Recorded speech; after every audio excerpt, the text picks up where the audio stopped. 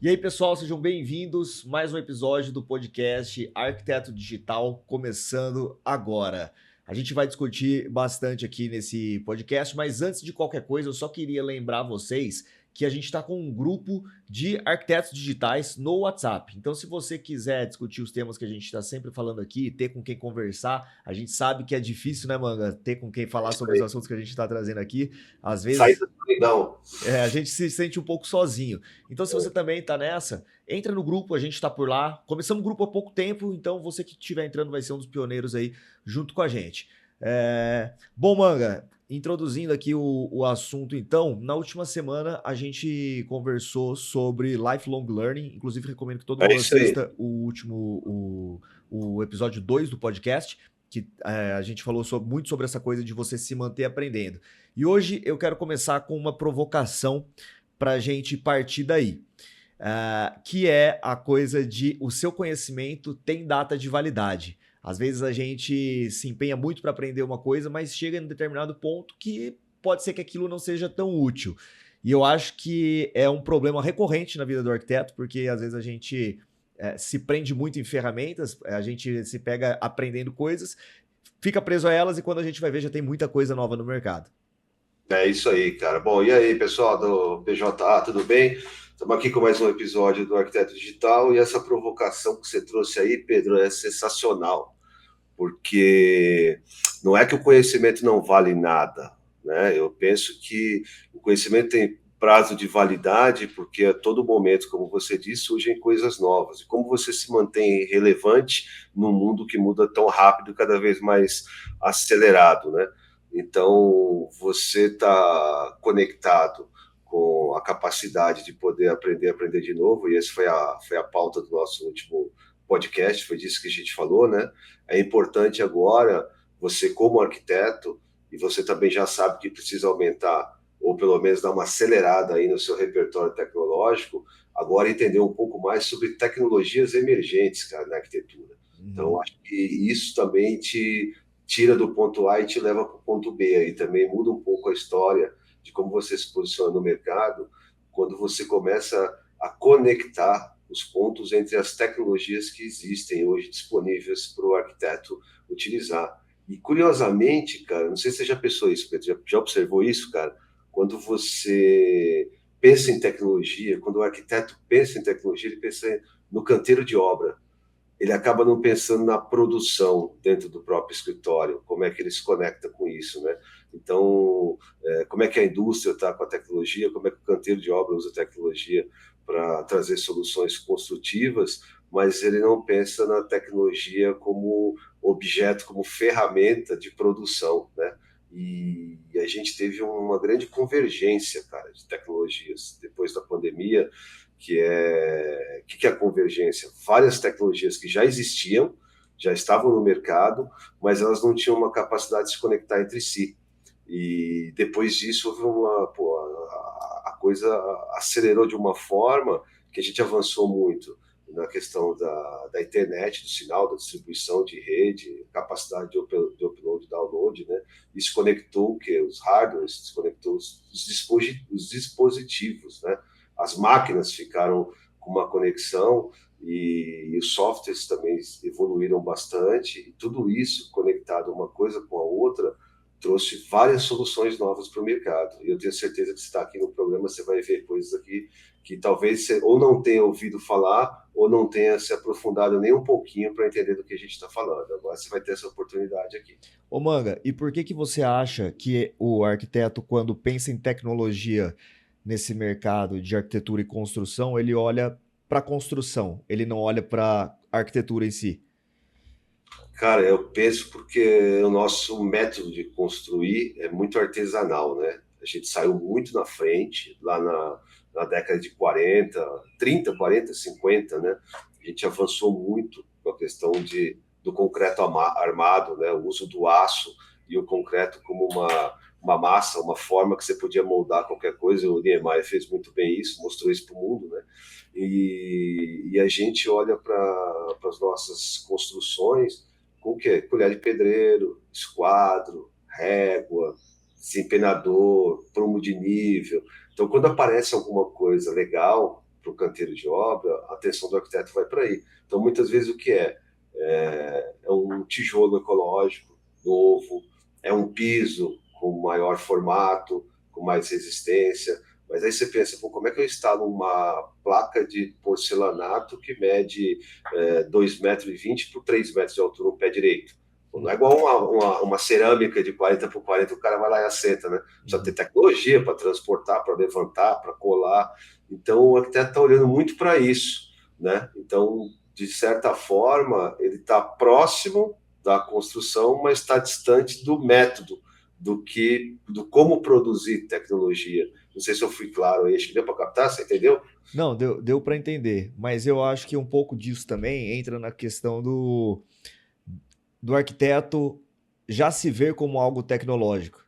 Eu acho que tem um pouquinho da cultura de tipo assim, pô, eu tô aqui no escritório, no ar-condicionado, uso os últimos softwares que saíram, tô aqui tendo minhas ideias com um auxílio de uma inteligência artificial, e a impressão que dá é que isso basta, né? Então, a evolução e a tecnologia acaba ficando uma coisa restrita para quem está desenvolvendo produtos e não para quem está desenvolvendo desenhos.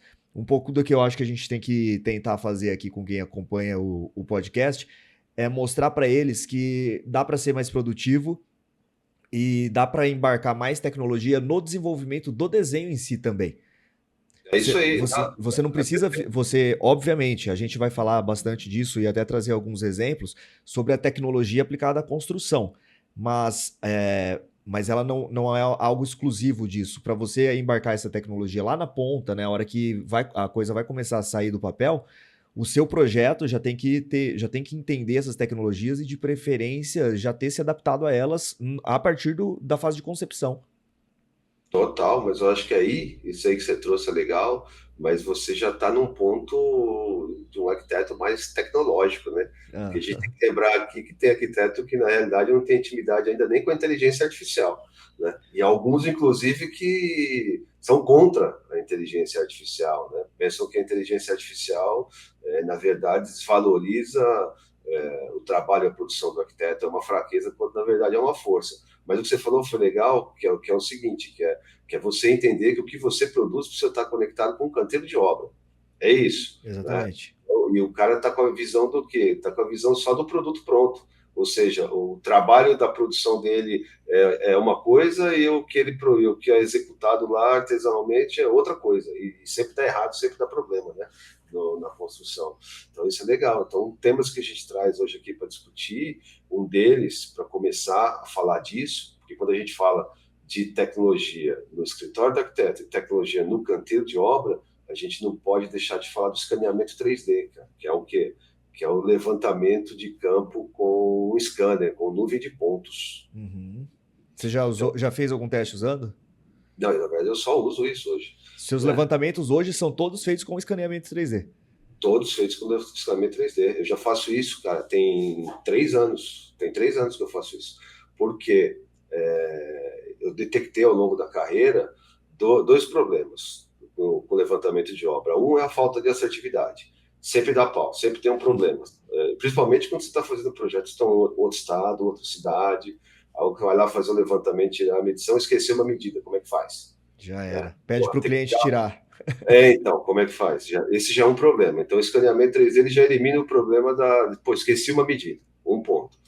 Outro ponto, né? Ele traz a exatidão, angulação, espessura, estrutura, níveis, né, cara? Então, é uma exatidão que reflete depois no projeto, não só no desenvolvimento do anteprojeto, mas no projeto executivo e na execução da obra.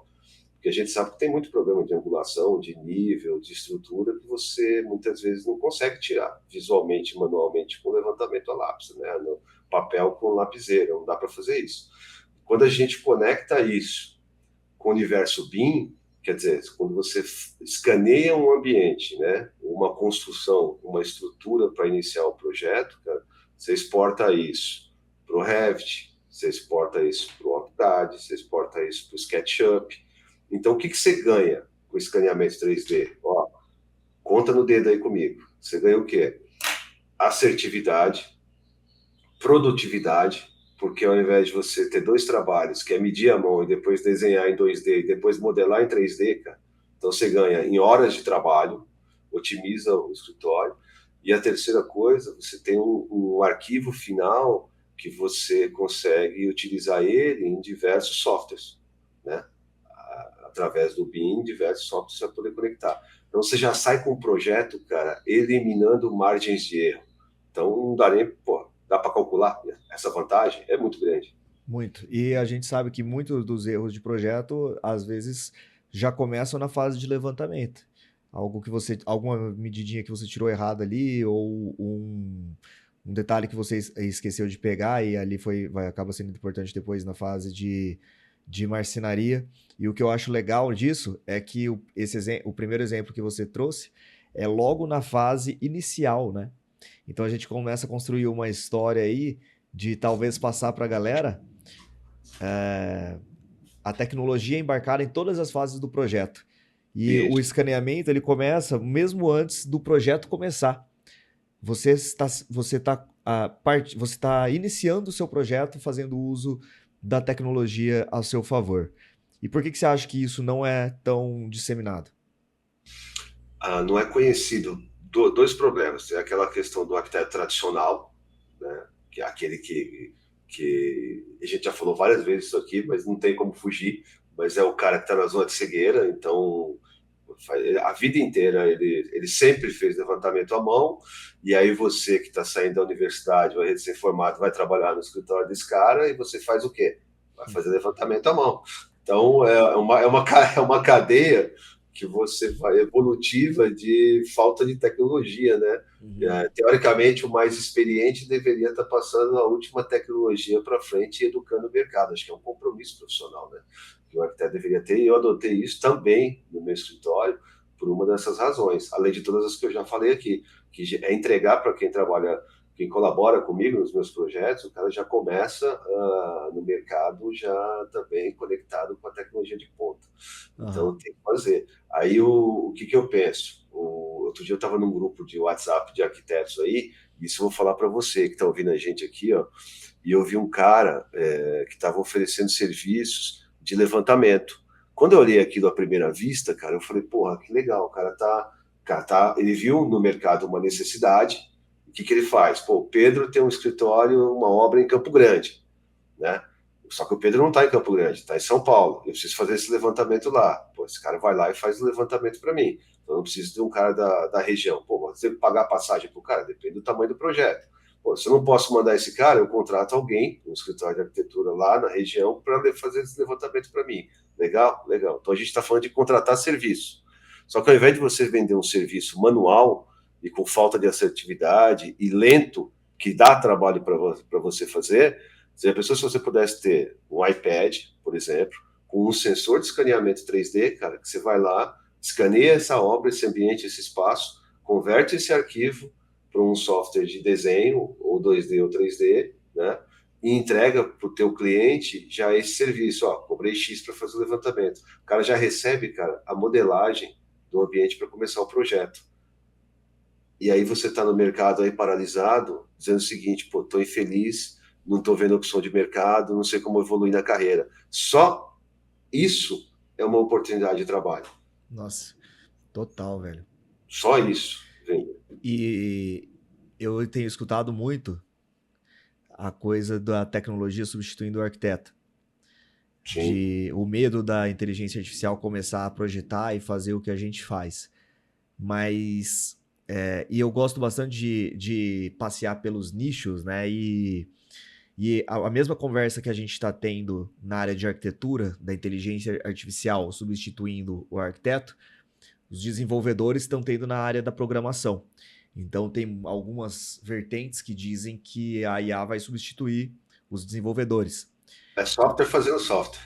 E aí eu comecei a dar uma mergulhada nisso, tal, até porque o que a gente está fazendo hoje tem muita relação, né, com programação, que é a arquitetura digital.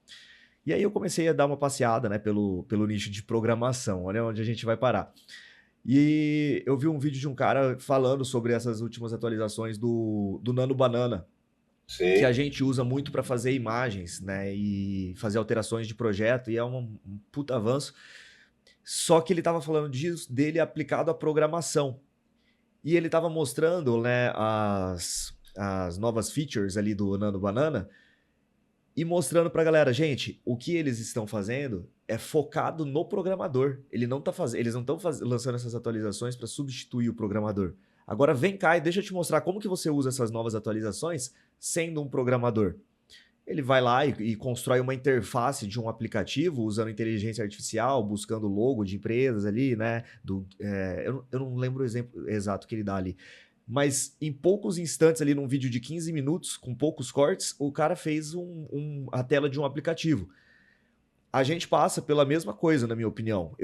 A gente pode estar redondamente enganado e daqui 10 anos esse vídeo aqui envelhecer muito mal.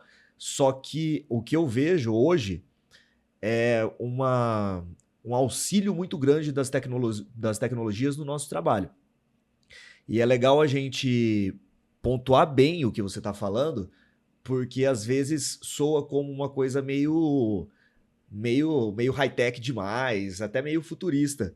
A pessoa Exterminador do Futuro. Exterminador do Futuro. E é legal passar isso pra galera. Gente, a gente não tá falando de uma coisa que vai surgir. A gente tá falando de uma coisa que o manga, que tá aqui na frente de vocês, ele usa há 3 anos. Ele entra dentro de um ambiente com o equipamento dele, faz o escaneamento daquilo e ele consegue tirar um arquivo. É .skp ou é Revit? É Revit. Então, É Revit. ele já Mas tira posso tirar, mas posso tirar SKP também. consegue tirar um arquivo de Revit, consegue tirar um arquivo SKP a partir de um ambiente escaneado. Isso assim, o tempo que você vai economizar fazendo levantamento é colossal, cara. Chega a ser, assim, para quem trabalha com isso, é quase um crime você não usar essa tecnologia, né? Não, cara, eu adotei essa tecnologia porque um dos pontos, né? Eu me classifico, eu gosto de falar que eu sou um arquiteto generalista, eu me interesso por vários assuntos dentro da arquitetura.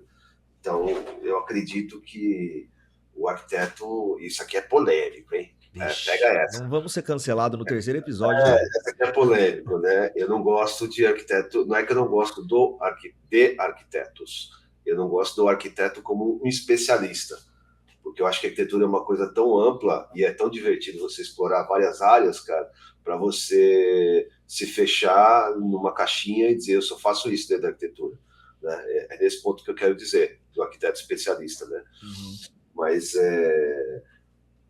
o área de varejo. A área de varejo, o que é? Você que está ouvindo a gente aí, pô, você faz um projeto de uma clínica, de uma loja, de um café, de um quiosque, de um restaurante, um retrofit de um apartamento, de uma casa. Como é que você faz? Você tem que fazer um levantamento manual. Eu faço muito projeto para o varejo também. Então, o que eu tenho que fazer? O projeto do varejo é muito rápido. Às vezes, em 15 dias, você tem que estar com um projeto executivo pronto, ou seja, criar a arquitetura, criar todo o projeto executivo, todos os complementares, muitas vezes em 12 ou 15 dias. E só na saída do levantamento eu perdia 3. Você entendeu? Então, num processo de 15 dias de produto pronto, eu ganhei 3 dias em produtividade e economizei dinheiro nesses 3 dias, porque é mão de obra, são várias coisas que você tem que atribuir esse custo, e consegui fazer o quê? Impactar o meu cliente, porque ao invés de entregar o projeto de última hora, não é que eu estou entregando o projeto de forma antecipada, mas eu tenho mais capacidade de revisão de projeto, Uhum. de certezas que eu não tinha do que fazer um projeto muito rápido porque o tempo está correndo. Então esse é um ponto crucial. Então você que faz projetos, e eu não gosto da classificação menores, eu digo assim, projetos em escalas de loja, de restaurantes, de retrofit, de casa, de apartamento, o escaneamento 3D por nuvem de ponto, cara, vai te dar assertividade e vai te dar ganho de tempo e otimização de custo, não tenha dúvida disso. Depois eu vou resgatar alguns vídeos que eu tenho aí, escaneando espaços e até depois o projeto final. E aí tem uma coisa bem legal também para dizer. Pô, teve um projeto, por exemplo, específico, que nenhuma das paredes era um restaurante, tinha angulação fechada de 90 graus, nem nada parecido com 90 graus. Nenhuma das paredes tinha. Eu não tinha como fazer um levantamento daquele manual, né? o escaneamento 3D me trouxe a angulação perfeita. Como é que eu teria que fazer isso? Pô, tinha que chamar um topógrafo, cara. O cara fazia o levantamento do espaço. Eu fazia isso, eu chamava topógrafo para o cara conseguir fazer a angulação das paredes e me entregar perfeito aquilo ali, com aquele puta custo do topógrafo para fazer. Então, cara, escaneamento 3D é uma das tecnologias emergentes que a gente trouxe para vocês aqui. Enquanto você falava aí, mano, eu abri aqui um site de uma empresa, chama Virtual Plant. E eu acho que é legal mostrar pro pessoal aqui. O que você acha? Eu acho bem legal para visualizar isso aí. Deixa eu compartilhar aqui a tela. E, pessoal, é basicamente isso aqui que o Manga tá falando, né? Então, você fazer o seu levantamento a partir de uma nuvem de pontos. Olha o iPad aí, o cara olhando aí. É um equipamento desse que você usa, né, Manga? Então, aí especificamente eu não sei se é esse equipamento, porque eu estou vendo aí uma instalação bem maior, que aí você faz com uma torre, uma estação, né? Uhum. Mas o cara está controlando tudo pelo iPad, é isso aí. E foi legal ali, deu para ver certinho a nuvem de pontos, né, que é gerada, e o 3D é gerado a partir disso, né? É isso aí. Essa empresa, ela presta serviço de... Se você não tem o equipamento, inclusive, você vai fazer projeto, você pode alugar. Da mesma maneira como você contrata um topógrafo para fazer um levantamento, você pode contratar uma empresa como essa, por exemplo, um exemplo, se você não tem o equipamento para fazer o levantamento para você.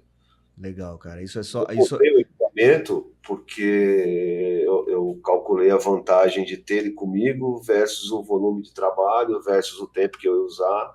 E é isso. Mas às vezes você não tem um fluxo de trabalho muito contínuo, você pode alugar o serviço. Na sua visão, Serviço, né? No seu trabalho é algo que se paga, né?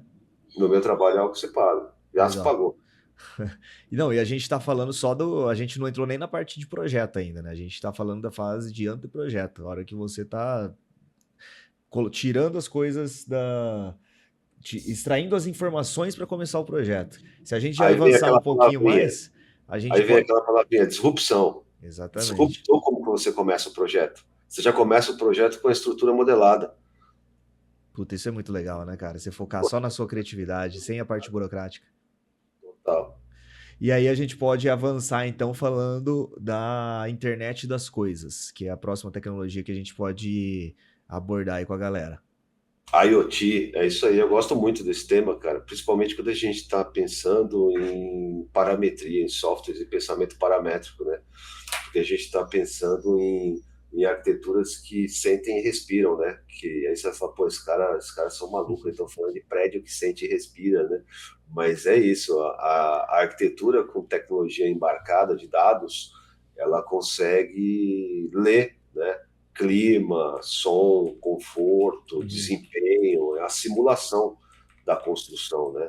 Então, olha como é disruptivo. De novo, você deixa de ver uma construção como um objeto sólido, estático, e começa a olhar para uma construção como algo que é capaz de ler o que acontece em volta dela, em termos de, como eu já falei, de clima, ou de vento, de insolação, de várias coisas, questão de estabilidade de solo, né?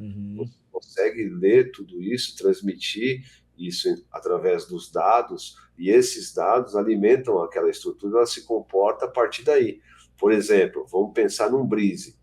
Cara, o brise até aqui sempre foi uma coisa estática, certo? Certo. Sempre foi estático. E a gente acha bonito, eu adoro o brise. Eu acho o brise uma das soluções arquitetônicas mais interessantes que o modernismo trouxe. Né? Tem 100 anos essa solução, pelo menos aí, eu acho.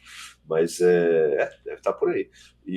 Só que ele sempre foi um objeto estático. No máximo, um brise que você consegue mexer nele manualmente. E isso já foi uma grande evolução na década de 60, com alguns arquitetos que projetavam bridges com o avanço do alumínio em alumínio, e você conseguia movimentar conforme a incidência do sol. Só que você, com a internet das coisas, o que é? Você consegue colocar um objeto, um hardware, uma máquina, né? Você consegue colocar isso transmitindo aqueles dados que isso está lendo, e você consegue criar um algoritmo que vai fazer com que o brise se movimente de acordo com o sol vai se movimentando. Então o brise mexe sozinho. E isso você pode refletir esse mesmo conceito para várias outras coisas dentro da própria arquitetura. O ar-condicionado, por exemplo, o consumo do ar versus a temperatura e o calor, a incidência do solar no vidro, na fachada. Né? E tem isso. A mesma coisa para o desempenho do som, né? Tanto de fora para dentro como de dentro para fora. Então, internet das coisas é a capacidade de um equipamento se conectar à rede através de sensores e esses dados alimentarem a arquitetura, cara. Eu acho isso excepcional. Ô Manga, e como que você lida com o seguinte argumento? Porque cada vez que você vem com uma coisa dessa, aqui no Brasil a gente fala, pô, mas a gente é um país emergente, aqui tudo é mais caro, você não vai conseguir implementar essa tecnologia aqui e tal. E aí a gente está aqui falando de fachadas inteligentes. Enquanto você falava, eu fui procurar aqui um projeto para ilustrar isso, porque eu acho que vai tornando tudo muito visual aí para a galera. E tem um projeto que é o Al Bahar Towers. Dubai? Exatamente. Eu conheço esse prédio. E eu vou colocar ele aqui rapidinho. Sabe um que tem legal também, cara? Aquilo só que ele foi feito de forma efêmera, né? Tem outros exemplos, mas teve lá em 2000, bom, depois eu falo dele, bota ele aí. Mas foi o Guto Requena que fez esse projeto. Ah, eu sei qual que é, pô. Sabe Aquele legal. Aquele colorido? Isso. Dá pra gente colocar aqui também. Deixa eu colocar aqui, ó. Esse projeto é muito legal. E é isso aqui, né, Manga?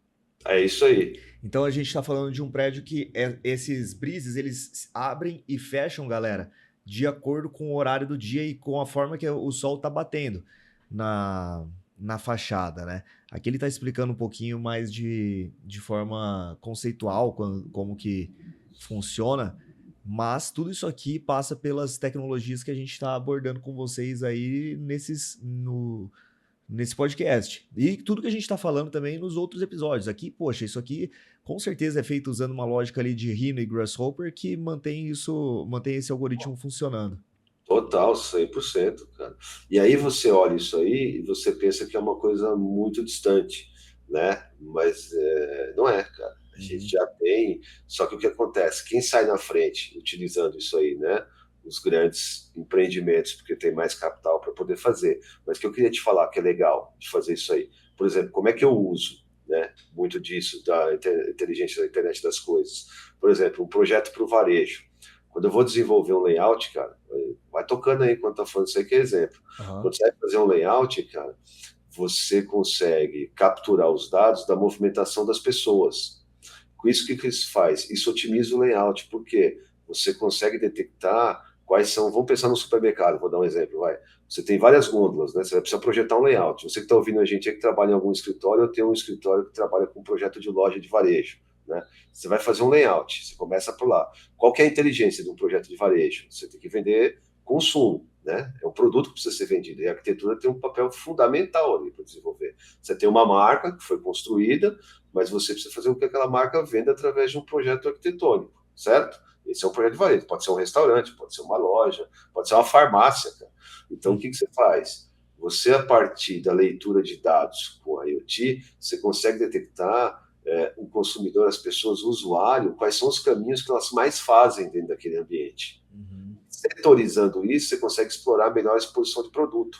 E isso não precisa fazer um prédio em Dubai, entendeu? E você pode aplicar num projeto de um restaurante que você está fazendo na cidade onde você está aí, cara. Então isso responde a pergunta que eu te fiz sobre como você lida com essa objeção em adicionar tecnologia em um país emergente. Total, eu trago isso para minha escala. Tento trazer isso para a minha escala. Qual é a minha escala? Minha escala é o varejo. Então, como é que eu aplico essa tecnologia do varejo? Lembra que a gente gosta de falar, a gente falou bastante nos outros episódios aí, sobre procurar solução para o mercado? Essa foi uma solução. Duas soluções que eu consegui incorporar no meu escritório. O escaneamento 3D, que eu entendi uma dificuldade de anos que eu sofri ali, e quando eu detectei a tecnologia, eu trouxe, abracei a tecnologia para dentro do escritório e ganhei a produtividade. E a outra coisa é a IoT, a internet das coisas, para poder melhorar. Aí você pensa, legal, mas você está falando do varejo, leva a IoT para o residencial. O que isso melhora no residencial? Pô, você pensa que você consegue transformar toda a casa, todo aquele ambiente que está exposto ao quê? Você tem aspersor no jardim, você tem iluminação no teto, você tem iluminação no piso, você tem ar-condicionado, você tem som, né? Você tem vídeo. Tudo isso é conectado através do IoT, cara. Então, as Uhum. pessoas falam em projeto de automação e não conectam que a automação é a internet das coisas, é a IoT, cara. E a automação talvez possa ir muito além do que é feito, né? Muito. Então, esse exemplo do projeto que a gente trouxe aí lá de Dubai não deixa de ser um projeto de automação, é Uhum. automação. Aí entra a mentalidade do arquiteto tradicional, a mesma coisa que a gente começou a falar.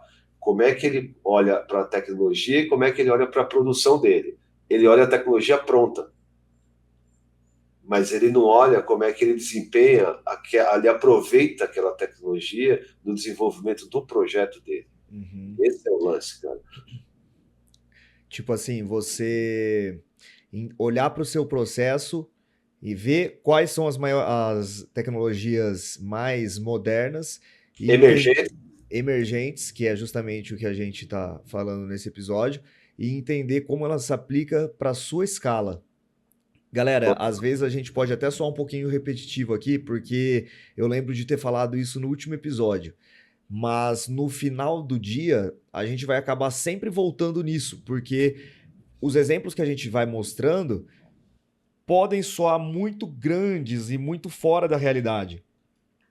Só que a tecnologia ela pode ser adicionada em qualquer etapa do seu trabalho. O Manga aqui já trouxe dois exemplos. Ele falou da nuvem de pontos através do escaneamento 3D, e agora a gente está falando de você da internet das coisas, do mapeamento de dados e como isso pode ajudar no seu projeto como um todo.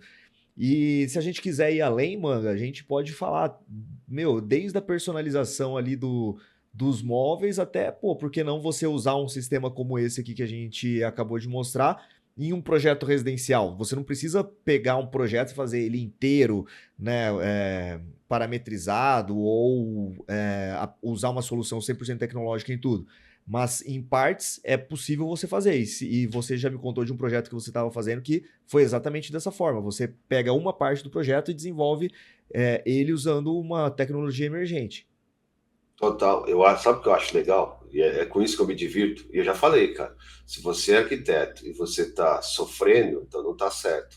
Porque arquitetura é uma coisa que é para você fazer de uma forma que seja divertida, interessante. É explorar, cara. Arquiteto tem que ter espírito de aventura, cara, para poder fazer. Afinal de contas, cada projeto é uma aventura. Não é? É um mundo novo, é uma história que se cria, uma relação entre pessoas, como é que as pessoas vão ver naquele lugar, como é que elas vão consumir. No final, cara, a arquitetura é comportamento humano, porque é o comportamento de determinado indivíduo para determinado fim que resulta num projeto, certo? Isso é arquitetura. Se tivesse que definir, eu gosto de pensar assim.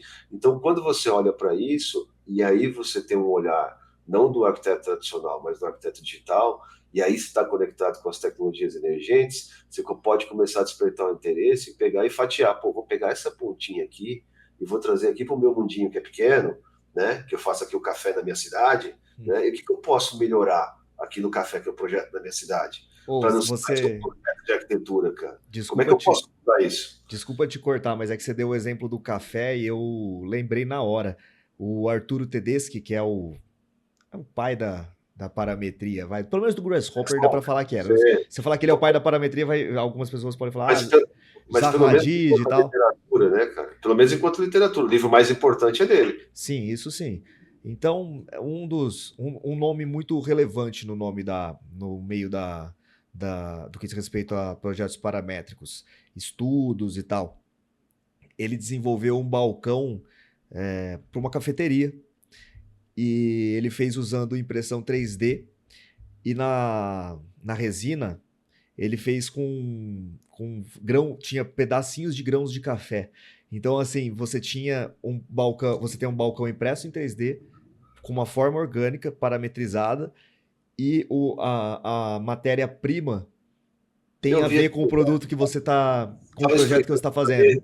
Eu vi esse projeto, cara, é muito legal. Então, pois é, aí você tá preso lá no. Pô, vai revestir o balcão do quê? Pastilha? Putz, Porra, vai revestir do quê? De cerâmica? Pô, do que vai revestir? Cara, você pode cara, isso é uma coisa que me chateia na arquitetura, sabia? Muito, pô, é decepcionante, né, cara? Você perde até a vontade de tomar um café. Pra gente que é arquiteto, né? Quem não é, não percebe muito bem, né? Não, e às vezes a gente pensa no projeto com tanto carinho, na distribuição de fluxo, na circulação e tudo mais, e na hora que a gente vai colocar um acabamento, a gente tem que ficar preso no que está disponível no mercado. Pô, isso é muito frustrante. A gente tem que ser, a gente tem que assim, eu acredito que a gente pode criar nossas próprias soluções se a gente conhecer mais das tecnologias. E aí a gente pode até ir para o próximo ponto que a gente trouxe para discutir aqui, que é a fabricação digital, né? Isso, querendo ou não, já vai colocando o pezinho nessa parte. Total. Então vamos puxar o cafezinho da tua cidade aí que a gente tava falando, puxando para outro tema agora, que é a fabricação digital, que é o quê? Fabricação digital é quando você fabrica um elemento construtivo personalizado, né, ou em série. Então você pensa o seguinte: eu modelei, né? Vou pegar um exemplo, vamos pegar aí, podia falar do Blender, mas vamos pegar o Rhino e o Grasshopper, né? Eu modelei um projeto e esse projeto eu gerei um código nele, né? Então ele tem um código. Esse código eu salvei no pendrive e levei para uma máquina. Peguei esse pendrive, espetei ele numa impressora 3D. E aí você tem vários tipos de tecnologia de impressão 3D. Eu vou falar alguns aqui, tá? Mas tem muitos. Mas vamos pensar aqui. Você tem impressão 3D no concreto, você tem impressão 3D de filamento plástico, você tem impressão 3D de resina epóxi, por exemplo, você tem impressão 3D de argila, né? Bom, e por aí vai. Mas você pensa que você modelou o balcão do cafezinho aí, né? E aí você quer fazer o quê? Quer imprimir. Aí você tem uma impressorinha 3D pequena que você comprou aí no teu escritório para começar a imprimir Pikachu, e você começa a imprimir de repente, que você ficou usado, agora você é um arquiteto digital, agora você consegue prototipar o balcão do café que você projetou. E aí você imprime aí em escalinha 1 para 10. Legal, ficou legal, testei, gostei, deu certo, funcionou. Como é que você tira isso do protótipo e leva pro real, né? Pro canteiro de obra? Aí é a fabricação digital. Aí você vai lá para um Fab Lab, né? Você vai para um laboratório que tem impressoras maiores e você imprime aquilo na escala real. Então, quando você imprime aqui no laboratório e transforma e transporta para o canteiro de obra, essa é a fabricação digital, que é diferente da produção digital. Depois a gente fala um pouco dela aqui. Uhum. Então, a fabricação digital é modelar parametricamente ou não, tá? Porque você pode modelar até no SketchUp, se você quiser. Você pode modelar uma estrutura no SketchUp e aí você no SketchUp você vai lá e salva um STL, um arquivo que tem a extensão para fabricação digital e impressão 3D e imprime essa estrutura. Então, cara, você pode fazer o quê? Você pode modelar uma caneca para o café, você pode modelar o balcão do café, você pode modelar o letreiro do café parametricamente, você pode modelar um painel para a parede, né? Em algum momento, você pode modelar um comobó, você pode prototipar isso numa impressora 3D pequena, tá? Tem impressoras 3D no mercado que custam R$ 1.200, você pode fazer isso numa impressora dessa. Você precisa comprar uma impressora super sofisticada, importada, e depois vira um trambolho lá porque você não conseguiu mexer. Então você pode comprar uma impressora 3D baratinha para começar a testar seus protótipos, né? Começar a pensar como forma digital, e depois disso você leva isso para o teu projeto final. Aí você começa a olhar uma coisa que eu gosto e que é muito importante falar aqui nesse programa, é o oceano azul. Então, o que, que você tem? Você tem a concorrência, você tem a grande massa, a grande maioria, desenvolvendo lá anteprojeto, aliás, fazendo levantamento à mão, fazendo anteprojeto, projeto executivo, fazendo 3D, orçamento de obra, obra tradicional, alguém constrói, e de repente, o que, que você está fazendo? Modelando um balcão especial que tem a ver com a cultura do projeto que você está fazendo. Você foi lá e trouxe a cultura daquele projeto para um objeto, você prototipou sozinho e você foi lá e fez uma parceria com alguém que tem impressoras maiores e fez um produto final e instalou na obra. Você concorda comigo que você não concorre mais da mesma forma? Você não está mais no mesmo degrau? Você não ocupa mais o mesmo espaço? Você Mano, mudou de patamar? posso te fazer uma pergunta polêmica agora? Pode, a gente adora polêmica aqui nesse podcast. Cada Porque, vez mais nós vamos cara, ficar mais polêmicos. assim, esse fluxo que você desenhou, ele é muito legal. Ele é do ponto de vista criativo, ele é o ideal, na minha opinião. Você criar suas próprias soluções. Pô, a nossa paixão é essa, né? Criação. Só que ele tira uma coisa, ele tira em partes, ele tira em algumas partes uma, um ganho considerável da maioria, da maior parte dos arquitetos, né? Que é a especificação. Então você está tirando alguns lojistas nesse meio do caminho onde você está fazendo a sua própria criação. Você acha que isso é um fator impeditivo ou não tem nada a ver? Cara, eu acho que isso deve ser disruptivo. O que eu quero dizer com isso? A gente falou disso no primeiro episódio que a gente gravou. O que a gente estava falando? Sobre a indústria. O que a indústria gosta de fazer? A indústria gosta de fabricar em série. Exatamente. Então, o que ela quer? Ela quer 100 balcões iguais, com o mesmo revestimento. Ela não quer fabricar um balcão diferente só para você. Uhum. Então, eu acho que, como arquiteto, você fica muito limitado em usar só o que a indústria tem para te oferecer. Agora, você pode pegar o que a indústria tem enquanto matéria-prima e transformar aquela matéria-prima em algo diferente, sozinho, né? E você pega essa coisa que você criou diferente e, ao invés de você só usar o que a loja vende, você pode começar a oferecer para a loja vender o que você criou para outras pessoas. Você está mudando o processo, né, de ganhar Você mudou, dinheiro. você mudou o status quo. Você mexeu com o status quo das coisas. Eu Aham. acho isso sensacional. Ou seja, ninguém está perdendo, Pedro. Tá todo mundo ganhando. Uhum. Você entendeu? Tá ganhando como? Porra, tô feliz porque eu sou capaz de sair do circuito tradicional e conseguir trazer algo mais relevante para o meu cliente. Estou feliz porque eu consigo fabricar algo próprio. Estou feliz porque tem alguém vendendo aquilo que eu fabriquei, né? E aquele cara que está vendendo, ele não está deixando de vender. Então ele tanto faz, ou ele está vendendo o que vem da fábrica, ou ele está vendendo o que eu fiz para ele poder colocar na loja dele. Você entendeu? Sim. A diferença é que eu sou uma fábrica de um homem só. Entendeu?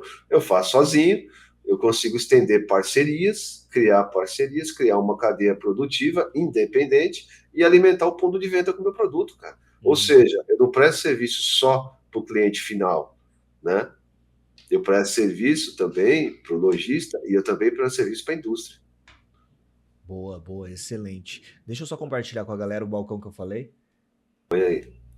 Tô gostando dessa coisa de mostrar, cara. A gente Legal, fala e gostei. mostra, né? Isso Eu aí. acho que vai deixando mais visual aí pro pessoal. Olha só, pessoal, eu tô no Instagram do Tedeschi, inclusive sigam o Arturo Tedeschi, se vocês quiserem ficar por dentro de tudo que a gente tá falando aqui sempre. E o balcão que eu falei é esse aqui, ó. Olha aí. É uma cafeteria e ele fez isso aqui projetado em 3D. E aqui, ó que legal, cara. Dá para ver as camadas, Dá pra né? ver as camadas, o material e dá pra ver. Ele tem é um material com uma certa translucência, né? Pedro, Oi. vou comentar aqui da mesma forma que eu comentei que eu trouxe. Deixa nessa imagem aí a questão do levantamento por imagem de pontos e do IoT que eu uso no varejo. Da mesma forma, como é que eu uso a impressão 3D para personalizar? E você está olhando isso aqui, você não entende muito bem, porque talvez você não tenha visto nenhuma peça impressa em 3D.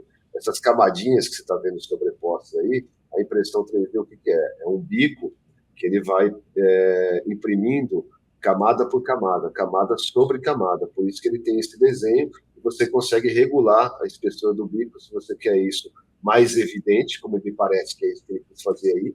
Ele quis realmente deixar marcado qual é o processo de fabricação, porque você pode ter um bico mais fino e isso quase que ficar imperceptível, bem menor, né? Mas aí, comentando para você, cara, eu tenho algumas peças que eu desenvolvi aqui. Uma delas a gente já falou um pouco aí, mas depois vou trazer isso com mais profundidade. Ô, Manga, só fala um pouquinho mais perto do microfone, fazendo favor. Eu vou voltar então, tá? Tá. Então, isso que você viu aí, cara, então é o que o cara usou para deixar como produto final. Ele não quis ter um bico mais discreto, ele usou um bico para realmente evidenciar o processo de fabricação, tá? E o que eu faço? Conectando isso aí, com os dois exemplos que eu trouxe para você não pensar, pô, mas o cara tá lá na Alemanha, tá fazendo um projeto lá em Berlim, pô, eu tô aqui na minha cidade aqui, eu não vou falar nenhuma cidade para ninguém ficar chateado, pode ter alguém ouvindo aí, e falar, pô, tá falando que a minha cidade é pequena? Pô, mas você pode estar na sua cidade aí, cara, e você tem a tua impressora 3D e consegue fazer isso, o que é? É você personalizar produtos. Então, o que eu fiz? Quando eu projeto residencial, se eu quero uma mesa, depois eu vou trazer uma para mostrar para vocês aí, eu posso modelar e fabricar com impressão 3D um pé de mesa, né? E depois eu vou lá e coloco um tampo de vidro em cima. Pô, eu quero fabricar um banco. Pô, eu quero colocar um banco na área externa, na piscina. Quero colocar um banco que eu quero colocar em áreas públicas. Pô, eu posso projetar e posso fabricar, né? Quero fazer uma luminária, quero fazer uma estante. Então depois vamos trazer também projetos autorais para mostrar para vocês aí, mas é legal vocês verem o que? O exemplo, ele vem vindo lá dos grandes escritórios da Europa, essencialmente, tá? Porque tem uma cultura de prototipagem maior, e vem chegando aqui na América do Sul, mas de forma quase invisível, que você que está assistindo a gente, olha a impressão em camada sobre Pô, camada. cara, isso aqui é muito legal. É muito top. Cara, e o hobby que você tem quando você tem uma impressora 3D? Você quer imprimir tudo, você imprime até a você, pô, tá sem saboneteira no teu banheiro, você vai lá e imprime uma. Não tô gostando do lugar onde eu guardo arroz na minha cozinha, vai lá e personaliza e imprime uma para você. Eu acho muito legal isso, cara, porque você começa a colocar as coisas na tua casa. Sabe o que Muito. eu faço? Eu tenho um filho de 9 anos. Desde que eu uso impressão 3D, eu nunca mais comprei um brinquedo para ele levar em festa de aniversário. Eu imprimo todos, impressão 3D. Cara, e aqui tá legal, ainda bem que eu abri esse post, que tá bem, bem legal, e eles estão falando aqui, né, que o objetivo sempre foi criar um material que não fosse só sustentável, mas verdadeiramente efetivo e esteticamente atraente, né, começando com o desperdício de grãos de café. Pois é, o DNA da marca, cara. Cara, então é muito legal as possibilidades, né, que a gente tem. Tipo, é porque é realmente um negócio infinito. Pô, a gente tá falando de gente, a gente tá falando de um balcão de uma cafeteria. Ou seja, De um prédio em Dubai. É isso. exatamente, isso aqui, assim, de verdade, com um render bem apresentadinho aqui para um proprietário que é minimamente disruptivo, você vende essa ideia. Você vende. Ó, vende e tem uma coisa muito legal que eu quero falar para você. Você pensa assim, o cliente não sabe o que quer, cara. Presta atenção, o cliente não sabe o que ele quer até que você mostre para ele. Quando você mostra para ele algo que é fora, lógico, isso impacta em custo, impacta em prazo, em várias coisas. Mas se você não tentar colocar isso no teu projeto, no teu mercado, você nunca faz. Aí você continua usando o que está na prateleira, aí você continua com um balcão igual de todo mundo, né? A gente usou o balcão aqui, né, como exemplo, mas a gente está falando de projeto, você usa em qualquer É lugar, né? porque foi uma coincidência muito grande, porque você falou da cafeteria e eu lembrei do balcão do Tedeschi. Não, legal, foi boa, deu certinho aí. Ó. Olha que bonito, cara, olha Não, isso aí. ficou muito bonito esse material translúcido e eles ainda jogaram um LED em cima e embaixo. Muito legal, cara. Então, gente, se vocês quiserem ficar por dentro aí de projetos paramétricos, sigam ali o Arturo Tedeschi, que a gente está falando do que tem de melhor de conteúdo relacionado à parametria, e eu acho que a gente foi muito, muito feliz no exemplo aí. Foi, ô Pedro, pode contar para o pessoal que nós vamos ter convidados aqui no nosso podcast, é claro, né? Nós vamos ter outros convidados aqui, dividindo a página com a gente, mas nós vamos trazer, a gente está falando aqui de fabricação digital, tá? Então a gente está na pauta da fabricação digital. Então, eu vou trazer uma startup legal pra caramba, especializada em impressão 3D, para dividir a tela com a gente aqui num dos programas, tá? Não sei se vai ser no próximo aí, mas a gente vai colocar. Vamos. A nossa ideia é trazer. A gente começou mais na base da conversa, agora a gente já vai mostrando, daqui a pouco a gente vai trazendo. Quem sabe mais pra frente a gente não tá, sei lá, fazendo alguma coisa off-site aí, né? Legal, é isso aí. E a gente vai viajando. E aí a gente pode falar também, Manga, partindo disso, porque a gente está falando da fabricação digital. Então até a gente viu ali na impressora do Tedeschi, né, que é uma coisa que é feita e montada depois. Para além disso, a gente tem a construção digital. Isso me interessa bastante por isso aí também. A fábrica, construção digital, qual é a diferença entre as duas, né? Como o Pedro colocou aí. A fabricação digital foi feita e depois foi levada até a obra, foi deslocado ali, né?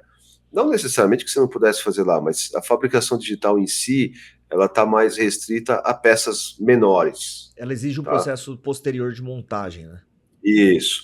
E aí a construção digital, cara, aí vamos pegar em termos de fabricação digital, vamos seguir na linha da impressão 3D. Então a gente tem a construção digital em impressão 3D de concreto.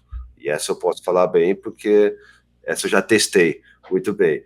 Então a construção digital no canteiro de obra é o quê? É você deslocar a máquina e você imprimir a construção, por exemplo, no próprio canteiro de obra, né?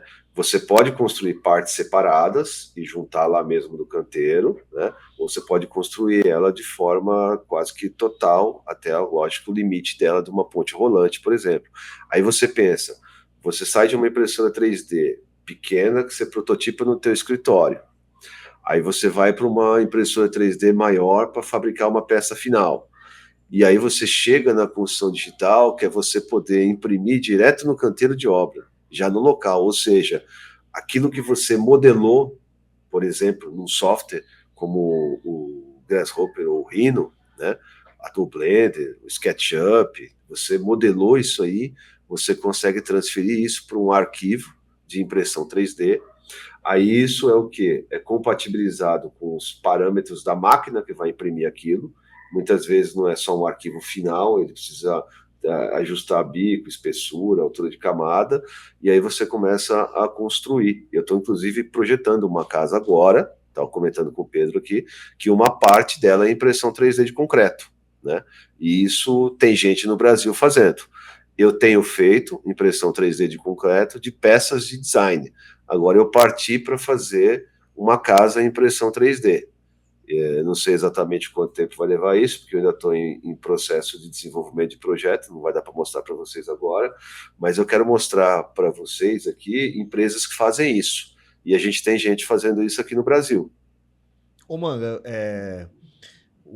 seria legal quando estivesse em execução a gente fazer um vídeo nesse projeto, pô.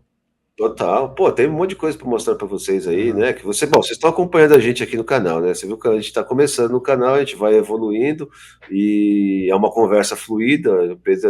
Pô, essa ideia de você colocar, enquanto a gente está conversando aqui, você vai rolando uns vídeos aí, é bacana porque vai ficando visual. Então, eu Uhum. confesso que eu não separei nada para mostrar Uhum. aqui nessa conversa, porque eu nem sei muito bem para que caminho eu ia tomar, né, cara? Essa Aham. ideia que a gente está tocando aqui.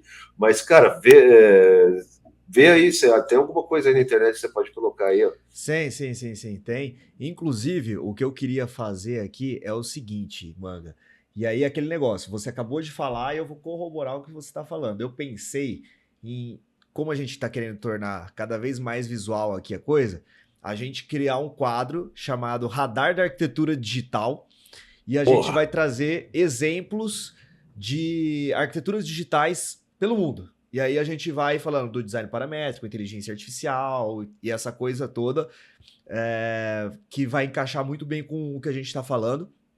Então dá para a gente começar agora aí esse quadro da arquitetura digital, onde a gente vai mostrando os exemplos aí para a galera. Faltou uma vinhetinha, né? Pedro. Tipo assim, E, começa porra, agora. a gente tá muito alinhado, cara. Eu ia falar isso, eu me aproximei do programa para falar para você. Falei, porra, essa era a hora de entrar uma vinheta, É, cara. Mas nós vamos ter. vamos, Vai algum lá. dia a gente Vamos vai ter. ter. Só não vamos Vai prometer ter, muito, que senão depois cobram a gente. vai ter. Inclusive, você falou do convidado, né? A gente. É uma ideia nossa também, pessoal, ter esses convidados participando. A gente tem bastante contato aí de uma galera muito interessante e vai ser muito legal. Agora, falando de arquitetura digital, de construção digital, tem uma empresa aqui no Brasil que eu acho que é muito legal a gente falar. A gente tá trazendo alguns exemplos aqui para vocês e para vocês visualizarem, pessoal, o que é uma construção digital. A gente pegou, deixa eu só abrir ele aqui bem rapidinho. Olha só, essa empresa aqui, É a Cosmos? a Cosmos, É exatamente. isso aí. Então, eu tenho testado no mercado, tem mais gente fazendo isso, tá? Aqui no Brasil, no Sul tem gente fazendo isso, tem mais gente fazendo impressão 3D de casas em concreto, tá? Uhum. É, eu tenho parceria com uma empresa que tem feito comigo umas coisas, e esses caras da Cosmos é legal porque eles trouxeram uma tecnologia que não é nacional, uma tecnologia que veio de fora, cara, mas veio com assim, com alto nível de qualidade. Ô, mano, desculpa te interromper, só para falar que a gente não tá sendo pago para falar isso, né? A gente tá realmente Pô, aqui. é verdade, cara. Na verdade, eu tô fazendo um puta merchan aqui, né? Exatamente, né? Mas o interesse, o que que é, tá, cara? A gente tá, obviamente, tá fazendo propaganda aí, mas o interesse é levar o conhecimento para vocês. Sim. Esse é o nosso maior interesse, tá? Não tem nada pago, não tem merchan, não tem nada aqui. Mas é para mostrar para vocês que tem gente no Brasil fazendo isso. E uma dessas empresas, por acaso, é essa que o Pedro tá colocando aí. Sim. E aqui é legal porque eu gostei muito do site deles, eu gosto do visual da coisa, porque tem, às vezes, tem uma galera que vai vender tecnologia, mas faz um negócio meio feiozão ali e tal, um site que, tipo assim, como as pessoas às vezes não vão consumir muito pelo site, a galera não cuida tanto. Aqui na Cosmos eu achei muito legal que tá muito visual o que é feito, e até a loginho deles aqui em 3D, não sei se você reparou no cuidado da coisa, mas ele Total. vai sendo construído. Então, isso aqui é um tipo de tecnologia, galera, que já existe, já está sendo feito e vocês podem. Na verdade, eu sugiro que assim, não que vocês vão especificar em todo o projeto e tal, mas entender. Entender como que funciona, questões relacionadas a custo e tudo mais, porque é uma tecnologia emergente, você precisa estar de olho nisso. A gente está vendo impressoras 3D cada vez mais potentes, fazendo mais coisas, e como a gente está vendo nesse exemplo que está passando na nossa tela agora, tem casas sendo impressas em 3D, pô. Então acho que está na hora da Total. gente entender essa parada. É isso aí, eu já estou fazendo uma. Pô, eu ia falar para você entrar na minha página para mostrar a impressão 3D de um objeto, de um banco aí, mas No seu Instagram? Deixa eu abrir aqui. entra lá do meu estúdio, entra lá no estúdio, Do Manga B, né? que aí dá para mostrar. O que eu quero mostrar para vocês? Aí é para você entender bem visualmente o contraponto. Isso aqui é fabricação digital, construção digital. Uhum. Desculpa, isso que a gente acabou de mostrar é construção digital. Se o Pedro conseguir entrar aí para mostrar na minha página lá, tem um que eu fiz que é o quê? Aí é fabricação Que é digital. esse aqui, né? É esse aí, ó. Esse daí, ó. Isso é fabricação digital. Isso aí é muito legal. Com esse projeto, nós fomos premiados, a gente ganhou o Prêmio Brasileiro de Design. Eu já falei disso aqui em outro programa. Depois vai ter um convidado aí que a gente vai falar mais especificamente. Mas o que, que é legal? Isso aí foi feito, cara, com alta tecnologia, isso é rejeito de minério. Então, isso tem uma pegada de carbono. O que acontece? Com essa solução, a gente conseguiu, tirou-se o quê? Uma parte do ligante do concreto de cimento, que é o que gera o CO2, que você extrai ali da natureza, e você trouxe uma solução de um concreto com uma redução de pegada de carbono. E conectando isso com a tecnologia de impressão 3D e com a modelagem, cara, deu esse resultado aí que foi extremamente satisfatório para todo mundo que ficou envolvido nesse projeto. A gente ficou bem feliz. Então, esse é um exemplo de fabricação de 3D. O que a gente mostrou anteriormente é construção digital. O nome do banco é Banco Itamaraty. É Banco Itamaraty, é isso aí. Ele foi inspirado, quando eu desenhei os arcos, ele foi inspirado nos arcos do Palácio do Itamaraty, do Oscar Niemeyer, em Brasília. Por Muito isso que ele massa, tem cara. arcos assimétricos assim, ó. Ó, tem um videozinho pequeno ali, ó. Põe do lado ali, ó. Esse aqui? Não, deixa eu ver. Não. Aí, esse aí. Da direita, da direita. Você imprimiu ele em madeira também? Ah, não, Imprimi esse ele em aqui. argila. Imprimi ele em argila, olha. Aí eu imprimi a escala humana, cara. Tá vendo a escala humana? Esse aqui você levou lá na faculdade, né? Então, ó, tá aí o azulzinho ali, ó, do lado direito. Isso aí, ó. O exemplo que eu estava falando que você pode fazer com uma impressora 3D pequena no teu escritório. O que, que eu fiz aí, ó? Primeiro eu imprimi na escala reduzida de 1 para 10 na minha impressora do meu escritório e depois eu fui para o mercado e estabeleci uma parceria com outro Fab Lab, que é a Portal 3D, que é uma startup que é incubada lá na USP, foi incubada aqui na Politécnica de São Paulo, e eu primeiro prototipei na minha impressora 3D, pequena ali. Isso que eu quero te mostrar, o que, que é, cara? É a capacidade que você tem de fazer sozinho, com uma pequena impressora 3D, um produto. Muito legal, cara. Saiu fora do arquiteto tradicional, e isso é o arquiteto digital, cara. Uhum. É É isso aí. uma nova forma de você fazer a mesma coisa. E aí eu fui brincando, ó, volta em outra ali, Pedro, para não estender muito, mas volta ali, ó, da esquerda aqui, ó, da esquerda, que tem vários banquinhos aí, ó. Aí, ó, eu imprimi na pequena os bancos em miniatura. Sabe o que eu fiz com eles?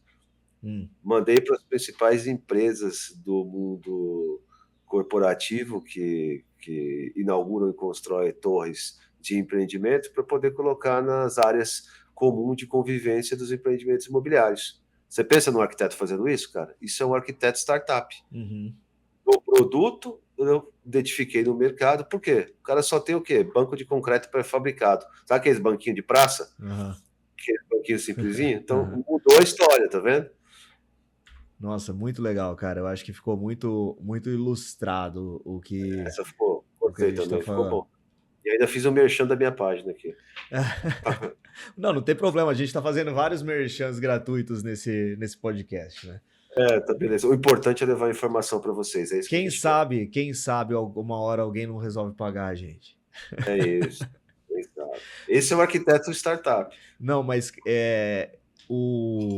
eu gostei muito dessa última coisa que você falou, de você desenvolver o projeto. Você desenvolveu o projeto e depois desenvolveu os protótipos desse projeto para levar para possíveis interessados. É uma visão totalmente diferente do que a gente está acostumado. Realmente, você está acostumado a levar tem gente que tá levando papel manteiga enrolado embaixo do braço, tem gente que tá levando planta A1 dobrada, tem gente que tá muito na ponta da tecnologia e tá abrindo o projeto no iPad.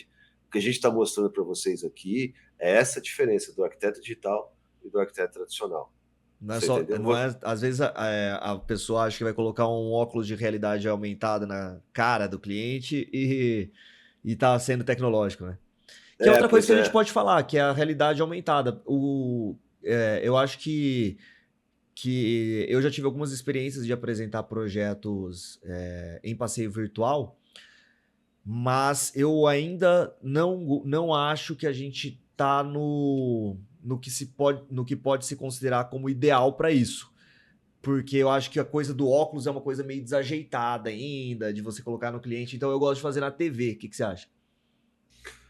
Cara, eu gosto dos dois. E eu acho que o apontamento que você fez do óculos ser desajeitado, eu concordo. O óculos está evoluindo. Cara, vou pegar de novo um gancho lá de trás.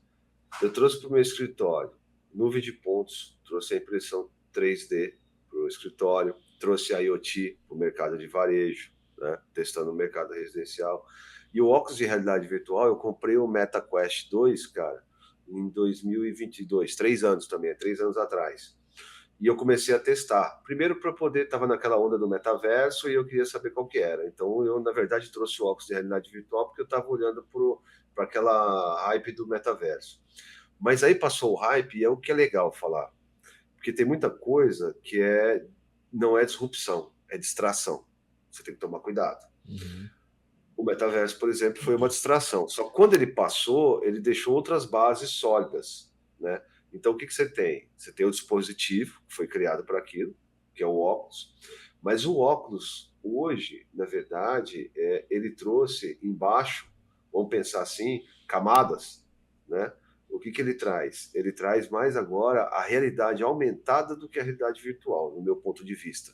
Eu acho que isso está mais interessante agora. Então, quando você me pergunta, você gosta de apresentar na TV ou no óculos? Eu faço nos dois. A TV, eu percebo que os clientes ainda preferem, porque o óculos ainda incomoda, porque você tem que ter 3 óculos para ter 3 pessoas, você tem que mostrar para todo mundo, né? Aí a pessoa se sente um pouco incômoda e está no óculos ali e não está sabendo o que está acontecendo em volta, né? Porque, na verdade, o processo do óculos da realidade virtual é um processo de que você, não sei se você já colocou aí, mas é a sensação de presença no lugar que você não está. Então, como se tivesse a sensação de presença num espaço virtual. Eu acho isso muito legal, né? Só que a realidade aumentada, cara, o que ele te traz? É o contrário. Você traz o virtual para o real. Uhum. Então você pensa num canteiro de obra. Vamos pensar assim. E tem umas empresas legais aí no mercado. Pô, vamos fazer merchan de novo? Pô, não consigo escapar, vou ter que falar. Mas tudo bem, vou ter que falar para o seu nome da empresa aí para colocar. Mas você pensa que você tem um projeto de instalações elétricas, hidráulicas e ar-condicionado. Legal? Legal. Como é que eu olho o canteiro de obra, todos os projetos complementares? Pô, tem o BIMX, tem o BIMX, eu olho lá no meu iPad, eu olho meu BIMX lá, eu olho, né? Consigo olhar tudo isso aí. Mas você consegue, dentro de uma estrutura, visualizar no iOS, pode ser no celular, no seu iPhone, né? Para o Android eu acho que não tem ainda, mas eu acho que é só para o iPhone ainda. Você consegue, na verdade acho que já lançou, você consegue, por exemplo, estar dentro de um espaço, de uma obra, e você escanear um QR Code do projeto de ar-condicionado e visualizar no local a realidade aumentada, como é que aquele projeto se sobrepõe no lugar. É confuso de explicar isso, né? Mas eu não sei se você conseguiu capturar isso. Agora, se você quiser trazer um vídeo aí, né? Tem um cara que é legal, que está fazendo isso aí, chama Inbuilt a empresa. Inbuilt. No Instagram ou site? Pô, acho que você deve achar nos dois aí. Deve achar eles aí. Vai pro Instagram dele, de repente deve ter lá. Eu achei aqui.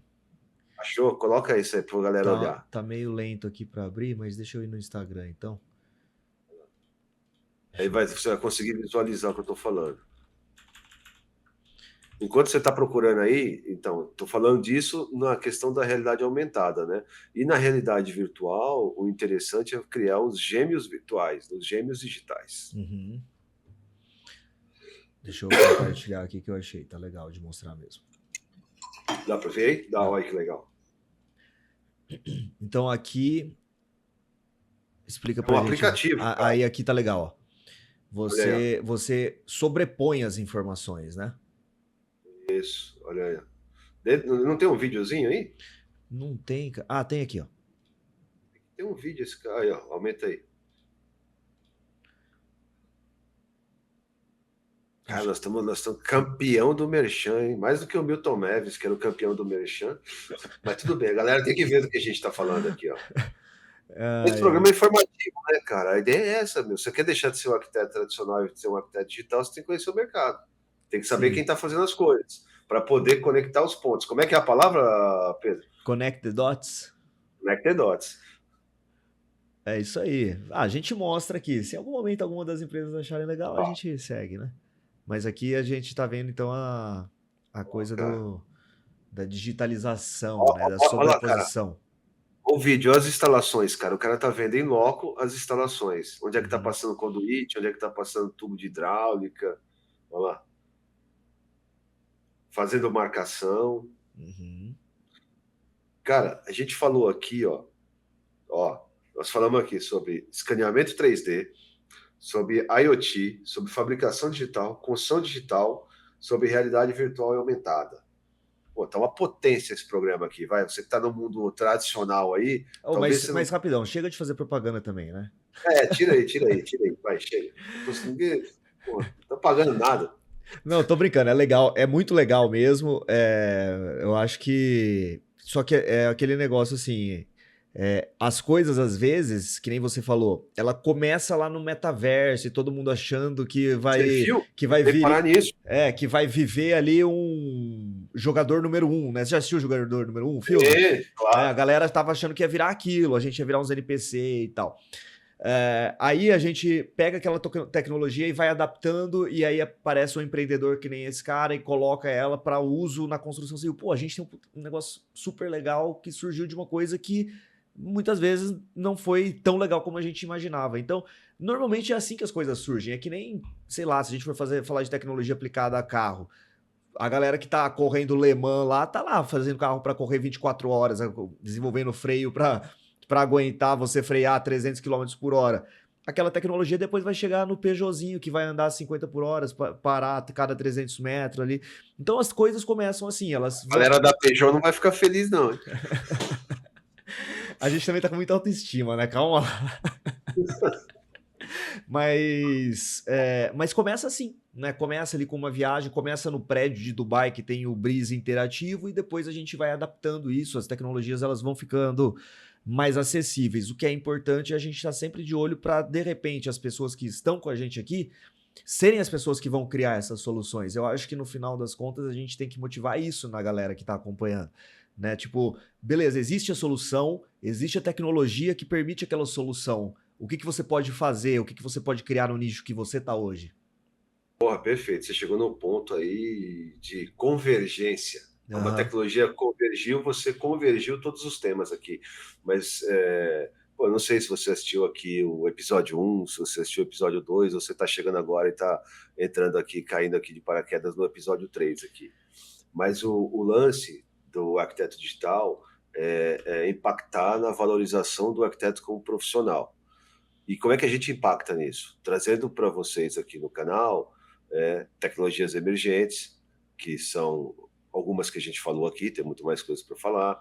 A gente fala sobre software paramétrico, pensamento paramétrico, e a gente tem falado uma coisa que nós falamos muito no episódio 1, no episódio 2, mas aqui a convergência qual que é? Mudança de mentalidade, cara. Outro mindset. Uhum. Quando você começa a olhar isso aqui, eu tenho certeza que você não vai sair desse programa do jeito que você entrou. Isso Com eu tenho certeza. certeza. Com Você não vai certeza. sair desse programa do jeito que você entrou. Então, se você está com a gente, está aqui até o final, aqui assistindo isso aqui, eu quero que você entenda o seguinte, que as trilhas do arquiteto digital é o quê? É trazer para o arquiteto o espírito de aventura e mostrar para ele que ele não precisa continuar a viver no sistema levantamento, projeto de arquitetura, detalhamento no layout do SketchUp. Você entendeu? Tem muita gente que faz escritório fazendo só isso, né? Pô, a produção inteira do escritório é layout do SketchUp, né? Então, cara, olha como é que... Você tem que parar a cada 25 minutos porque tá dando um autosave. Não, cara, olha o mundo, cara, porque o mundo, ele desencaixou, cara, ele não é mais aquele mundo encaixadinho, que tudo era igual e se mantinha da mesma forma por muito tempo. Então as coisas mudaram e as coisas se desencaixaram. E aí você fala, pô, desencaixar é ruim? Depende do seu ponto de vista. Na minha opinião, quando a coisa se desencaixou, aí deu para você a oportunidade de você encaixar o que você quer onde você quer, sacou? Uhum. Porque o sólido passou a ser líquido, é igual o Bauman, o filósofo, que ele diz que a modernidade é líquida. O que ele quer dizer com isso? A água, vamos pegar um líquido como exemplo, ela se molda a qualquer recipiente, certo? Então a modernidade é isso, cara, é você ter a capacidade de se adaptar a qualquer recipiente, como a água é. Então o Bauman descreve muito isso, modernidade líquida, que é o quê? É o homem moderno ter a capacidade de experimentar e de se adaptar às novas coisas. Então você está aí como um arquiteto tradicional, sempre no mesmo processo repetitivo, eu já falei disso aí, repetindo o passado no futuro, e tem esse monte de coisa para você navegar que você não precisa estar lá no prédio de Dubai ou em Londres ou em alguma grande capital do mundo que tem muito dinheiro para usar essas tecnologias aí, mas você pode trazer isso para a tua escala. E eu tenho Sim. feito isso, ele está fazendo isso e a gente está falando sobre isso aqui. E eu incentivo muito meus alunos a olharem para esses projetos. E eu tô tentando cada vez mais, e eu vejo que você também, Manga, tirar essa visão de, pô, por que eu vou aprender uma coisa que não vai ser construída no Brasil? Às vezes vai. Tipo assim, a gente vê projetos aí que têm um orçamento bizarramente gigante e que não levam nenhuma. Às vezes levam tecnologia na parte de construção, mas não na fase de concepção, né? Então, o orçamento ele existe e só que a gente às vezes vê pessoas que têm dinheiro e que poderiam estar fazendo bem para a cidade através de uma arquitetura a partir de dados, de informação, de tecnologia, construindo coisas que simplesmente vão colocar dinheiro no bolso deles. E aqui não é um papo de, pô, não tem que colocar dinheiro no bolso. Tem, mas assim, a partir do momento que você está fazendo uma coisa que vai impactar o lugar onde você vive pelos próximos 150 anos, 100 anos pelo menos, tem que ter um nível de cuidado, porque o que você está construindo ali vai moldar uma sociedade toda que vai crescer em volta daquilo. E não usar o que existe de mais tecnológico hoje, para mim, é negligência. né? Você precisa estudar, você precisa entender, você precisa ver o que está sendo feito de mais moderno, porque no final do dia até a cidade que a gente mora está sendo moldada porque não está nem aí para a cidade, né? Então é um papo meio chato, né? E eu não quero ficar sendo muito ranzinza, mas Quero ficar sendo muito professor.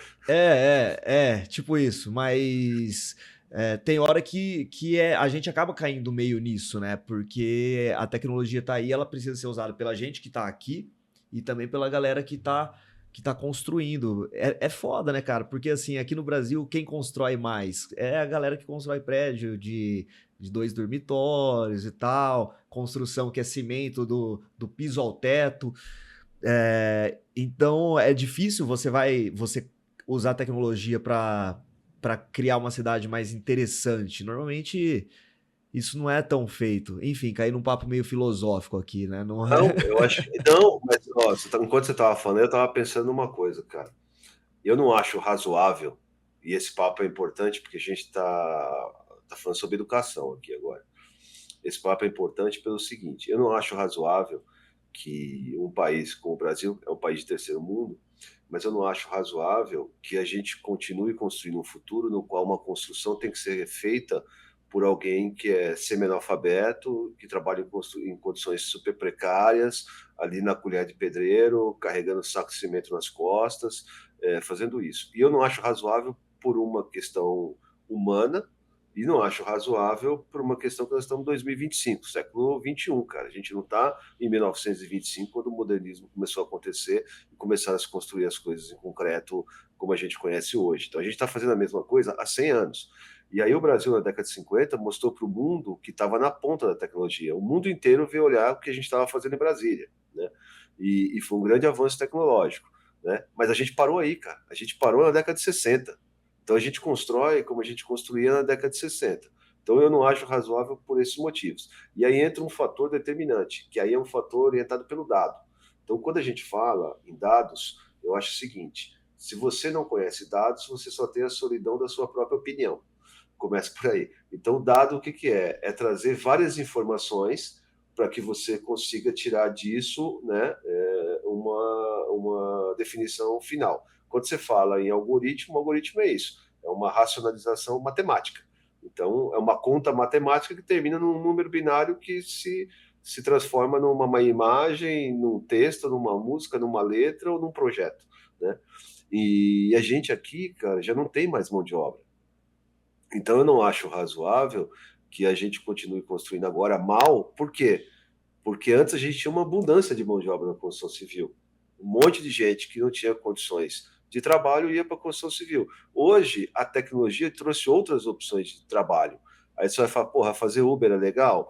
Pô, fazer Uber, na minha opinião, é muito melhor estar no Uber do que estar carregando um saco de 50 quilos de cimento nas costas para construir um prédio como se construía nos anos E 50. aí também Então, volta no que você está acabando de falar, que é a opinião orientada por dados. A galera que pode estar a assistindo a gente não gente tem pode. mais mão de obra. A galera que pode estar assistindo com a gente pode não concordar com o que você disse. Mas o fato é que a gente vê o aumento de uma demanda de serviço numa área e uma diminuição na outra. Então, quer dizer, a gente tem um puta déficit no Brasil de habitacional, mas a gente já não tem mão de obra disponível para poder suprir esse déficit. Então, a gente não tem gente mais disponível. Aí, o que você faz? Você vai continuar capacitando mão de obra artesanal, ou é legal investir na construção e na implementação de tecnologia no canteiro de obra? E aí entra uma coisa que essa é polêmica. O mundo inteiro olha para a tecnologia como um avanço. E a gente aqui no Brasil olha para a tecnologia como algo que tira emprego. Exatamente. Né? E na construção civil, ela sofre muito por isso. Das pessoas olharem para a tecnologia e falar, pô, agora vai ter um robô imprimindo casa, como é que os operários vão viver do quê? Você entendeu? Mas o mundo é assim desde sempre. A Revolução Industrial trouxe isso. A gente teve várias revoluções ao longo da história. Por exemplo, a Revolução Industrial não tirou as pessoas do campo, que antes eram agricultores, trouxe para a cidade para trabalhar nas fábricas. Então, as pessoas vão trabalhar em outras coisas, e já estão trabalhando em outras coisas. Por isso que hoje é difícil, você que está aí assistindo a gente, faz obra, encontrar petor, eletricista, encanador, pedreiro, azulejista. Você tem uns memes rodando na internet aí que você olha os caras, como é que o pedreiro tem que ser, o cara colocando o cara primeiro, dando café da manhã, colocando o cara na sauna, fazendo massagem, como se fosse um jogador de futebol, entrar em campo, só que o cara entra na obra. Entendeu? Já viu esses memes aí, cara? Já Alguém vi. já deve. Mas a gente está nessa, cara, está faltando mão de obra. E qual é a solução para mão de obra? Implementação de tecnologia. Então, isso não é a minha opinião, especificamente. São os dados de mercado. Cara, então eu acho que do jeito que você coloca, você inverte um pouco a polemização do assunto. Porque normalmente a gente fala, a tecnologia vai tirar o emprego. O que você está trazendo é a tecnologia criou outros empregos e a tecnologia se faz necessária para preencher a lacuna que pessoas não estão mais ocupando. Perfeito. Muito É legal. isso. E, eu, e, é, É isso, cara. e é uma colocação que faz muito sentido, né? Hoje em dia Total. tem coisas que é muito difícil de você arrumar pessoas para fazerem mesmo. Não, e outra, cara, a gente pensa nisso, né? A gente pensa, pô, é difícil encontrar esse profissional para fazer isso, né? Porque você tinha antes o quê? Você tinha famílias inteiras que trabalhavam na construção civil. Então você tinha o operário, o pai ali, o chefe da casa, e o cara tem 4, 5 filhos, e, pô, naquela condição de vida que a gente conhece aqui no Brasil, qual é o destino da família? Trabalhar com o cara na construção civil, né? Uhum. Mas hoje, essa geração não tem mais isso. Então, quer dizer, é uma mão de obra envelhecida, no qual os sucessores encontraram outras oportunidades de trabalho no mercado com tecnologia, app de transporte, app de entrega, né? Estou dando alguns exemplos. Você pode achar bom ou ruim, aí é uma outra discussão que a gente está aqui para falar de arquitetura, né? A gente não está aqui para falar do iFood, mas, mas é por aí, a gente está Olha aqui para para onde você falar de está levando a tecnologia. gente, Manga. Mas é isso, pensamento disruptivo, cara. Você tem que olhar o que está atrás da camada, né? O que movimenta, né? Claro. E eu já falei isso algumas vezes. Qual é o problema do arquiteto? Só falar com o arquiteto e só ler livro de arquitetura e só estudar arquitetura. É não olhar para o mercado, olhar para o mundo e entender o que está atrás do véu. Quais são as camadas de negócio que estão atrás dos negócios que eu estou envolvido? Onde é que eu estou posicionado? Cara, quer ver como que isso afeta o nosso nicho, assim, do nosso lado aqui agora? Os escritórios de arquitetura também têm essa dificuldade de contratar pessoas hoje. Então, Tem tipo, muita. o estudante de arquitetura que olha para o mercado e vê, poxa, eu vou para um escritório trabalhar presencialmente, de repente aguentar um nível de cobrança ali chato, ou eu vou aprender 3D e vou vender imagem para os meus colegas. Ou fazer um 3D aqui a R$ 150 por imagem para vender para o escritório que está querendo me contratar. Então, é um passo atrás ainda, porque a gente está falando de software, isso já existe faz tempo, mas, querendo ou não, é uma coisa que a gente vê acontecer, né? Já está aqui do nosso ladinho. Não, e funcionou muito bem até aqui. É por isso que a gente começou aqui o programa dizendo o seguinte: qual é a frase? O conhecimento tem data de validade. Então, E essa solução que você descreveu aqui funciona até aqui, está uhum. funcionando. Mas não quer dizer que isso vai te levar para o próximo nível. E aí agora pensando pelo lado da produtividade e da redução de custos, cara, porque assim, vamos ser pragmático, tirando o emocional da frente, né, galera? Vamos ser pragmático, falar do que acontece. Tirando a paixão, tirando a paixão. Esquece a paixão. A partir do momento que você é um empresário, você precisa sustentar a sua empresa, pagar seu boletinho do Simples ali no final do mês. O que que você vai fazer? A sua empresa visa aumento de produtividade e redução de custos. Não estou falando nenhum absurdo aqui, eu acho. A tecnologia te permite fazer isso e as pessoas fazem uso da tecnologia para isso. Como que isso acontece num escritório padrão, naquele escritório médio de arquitetura? Através da construção de sistemas paramétricos. Então, se você se você desenha móveis onde você não precisa ficar desenhando toda vez e você consegue gerar, a gente pode voltar no exemplo da mesinha que a gente deu no último podcast, você consegue gerar várias mesas a partir de um único código, você precisa de menos projetistas trabalhando ali, né? Então, é a tecnologia E aí você que vai dizer, não você, Manga, mas a audiência vai dizer, gerando produtividade ou tirando empregos, né? E aí a gente volta nesse assunto polêmico que eu tô aqui pisando em ovos para falar. Não, mas é isso. Sintetizando, cara, a tecnologia, ela é uma força, não é uma fraqueza. Mas inovações tecnológicas, porque tem tecnologia que não serve para nada, Uhum, né? Então é importante diferenciar também. Tecnologia pode ser uma coisa que não seja uma inovação, né? É uma coisa criada especificamente para resolver um problema. uhum, Mas uma inovação tecnológica é aquilo que traz um alto impacto e é capaz de mudar as coisas, né? Muda o status quo. Por exemplo, você antes pegava um táxi. Como é que você fazia? Você ia até uma calçada, estendia a mão e pegava um táxi. O que você faz hoje? Você entra pega o teu smartphone, vai no aplicativo de mobilidade e chama um carro para poder te levar onde você quer, né? Só que você continua fazendo arquitetura do mesmo jeito quando você estendia a mão e pegava o táxi. Você está posicionado na mesma época, você entendeu? Então, é isso que quer dizer. Então, você continua vivendo num mundo, cara, de uma arquitetura tradicional que não cabe mais, Ô, não, Manga, não sabe o que eu veste pensei mais. agora? Porque, cara, na verdade, assim, não é como se a arquitetura não tivesse evoluído. A arquitetura evoluiu, pô. A gente tem muita modernidade, software que permite a gente desenvolver nossos projetos através de parametria, fazer uma fabricação digital, construção digital. Agora, a gente não teve adesão dessas tecnologias, né? Muito. No mundo, razoavelmente, a gente tem isso. No Brasil, a gente tem pouco, porque a gente congelou em 1960 e está até aqui. E aí você tem projetos premiados e projetos que são colocados de forma muito relevante em revistas específicas de arquitetura, que agora eu não vou fazer o mexão, porque é negativo que eu vou falar, mas você coloca projetos ali que você consumiu, não vou nem falar centenas de metros cúbicos de concreto, centenas de metros cúbicos de madeira para fazer caixaria, centenas de toneladas de aço para você criar uma arquitetura brutalista em 2025, inteira de concreto, né? Queimando CO2 à vontade, quando você tem uma tecnologia todinha disponível para criar soluções eficientes de projeto que fazem com que a arquitetura tenha progredido. Porque tem um texto que ele é bastante. Ele enfatiza muito, dizendo o seguinte: a arquitetura não progride, ela só é o retrato de cada época. É a mesma coisa fotografada de outro jeito. Uma casa é uma casa, sempre é uma casa, mas era uma casa em outra época e é uma casa agora. O comportamento social mudou.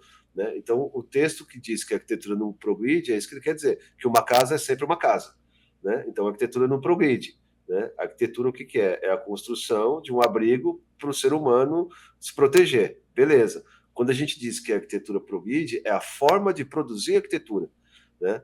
É a forma de projetar, é o resultado final como forma e não início do processo, e é a fabricação daquela casa de forma automatizada, entendeu? Eliminando desperdícios, que isso que é legal falar, porque tudo isso, além de tudo, elimina desperdício, cara.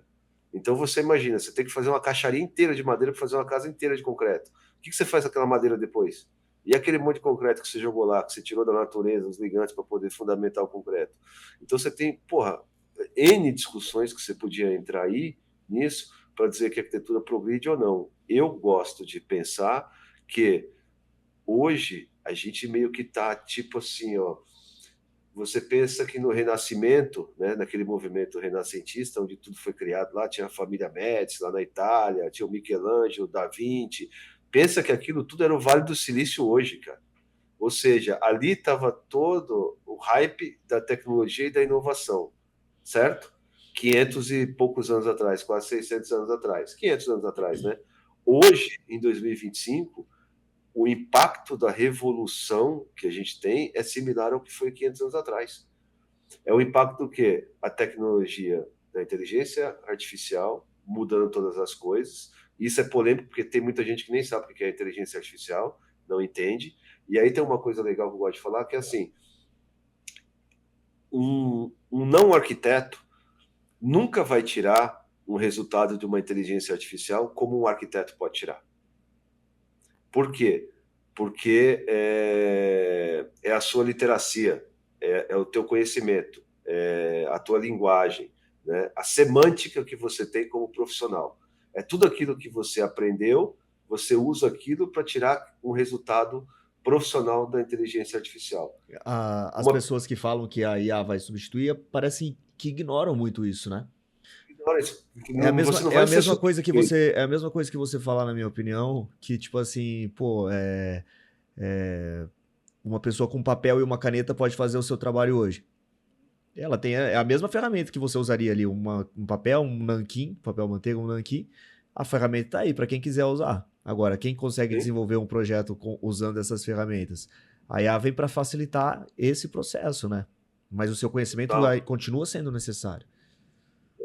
Eu tenho eu tenho um carinho muito grande pelo desenho técnico, pelo desenho à mão, porque foi minha primeira formação, né? Então, tipo, quando eu fiz vestibular, eu não sei se você passou por isso aí, Pedro, quando você fez, não sei se ainda tem isso, mas uma prova de aptidão era você fazer um desenho, né? O cara colocava lá em cima de uma mesa no dia do vestibular um bloco e um prato em cima. O teste de aptidão qualquer era você fazer o desenho daquilo para ver qual era o nível que você tinha de intimidade com o desenho e com o seu olhar, com o Uhum, seu ponto de observador, né? Eu uhum. não sei se as universidades ainda colocam isso no ensino ou nos vestibulares, eu acho que não. Mas isso é o que torna você, como arquiteto, alguém que pode usar a tecnologia, qualquer uma dessas que a gente colocou aqui, como uma força e não como uma fraqueza. E isso quebra o paradigma de dizer que tecnologia tira emprego. Não. Tecnologia melhora emprego, melhora salário, cria mercado novo, capacita e tira a gente do subtrabalho, tira a gente do trabalho ruim, do trabalho mal remunerado. É Esse isso aí. episódio é o mais polêmico até agora. A gente está subindo a escadinha. A gente tá ficando Será que vão bloquear? ousado. A gente tá ficando ousado, mano. Será que vão bloquear a gente? Não Ah, vão bloquear, faz porque parte. aqui o compromisso é com a responsabilidade, então a gente não está contando mentira. Não, o que a gente fala, às vezes a gente vai soltando aqui, mas tá tudo muito bem embasado. E voltando um pouquinho ali na questão da parametria, né, que foi o que levou a gente a tudo isso, galera. Então acho que a gente pode é, resumir, né? Isso é para vocês estarem de olho Pedro, Oi. porra, deixa eu te falar, cara. Eu vi ontem, a gente falou sobre isso aí, daquele projeto no Rio de Janeiro, do arquiteto que ganhou o prêmio de arquitetura, É, que ele é paramétrico. eu separei ele aqui, que é do Francis Querré, né? Que inclusive Mostra ganhou. ele aí para embasar isso aí que você está falando aí, porque eu acho que isso aí fecha tudo que a gente está falando aqui. Enquanto você está achando aí, deixa eu só te falar uma coisa, cara. Eu tenho profunda admiração por esse cara, porque é a utilização nas escolas que ele construiu na África, cara, de matéria-prima local, Uhum, levando em consideração o clima em absoluto, cara, e fazendo isso com pouco dinheiro. sim. Esse cara, a história dele é muito legal. Ele vale a pena vocês verem o TED Talk dele, galera, porque ele é um cara de Burkina Faso e tipo assim, a história dele é que os pais dele gostariam que ele soubesse ler e escrever. E ele vem de um vilarejo onde não tinha escola, não tinha professores, não tinha rede de esgoto, não tinha nem acesso à energia. E ele saiu de Burkina Faso e foi para Berlim, se não me engano, para estudar. E o propósito da vida desse cara é desenvolver a tecnologia no vilarejo da onde ele saiu.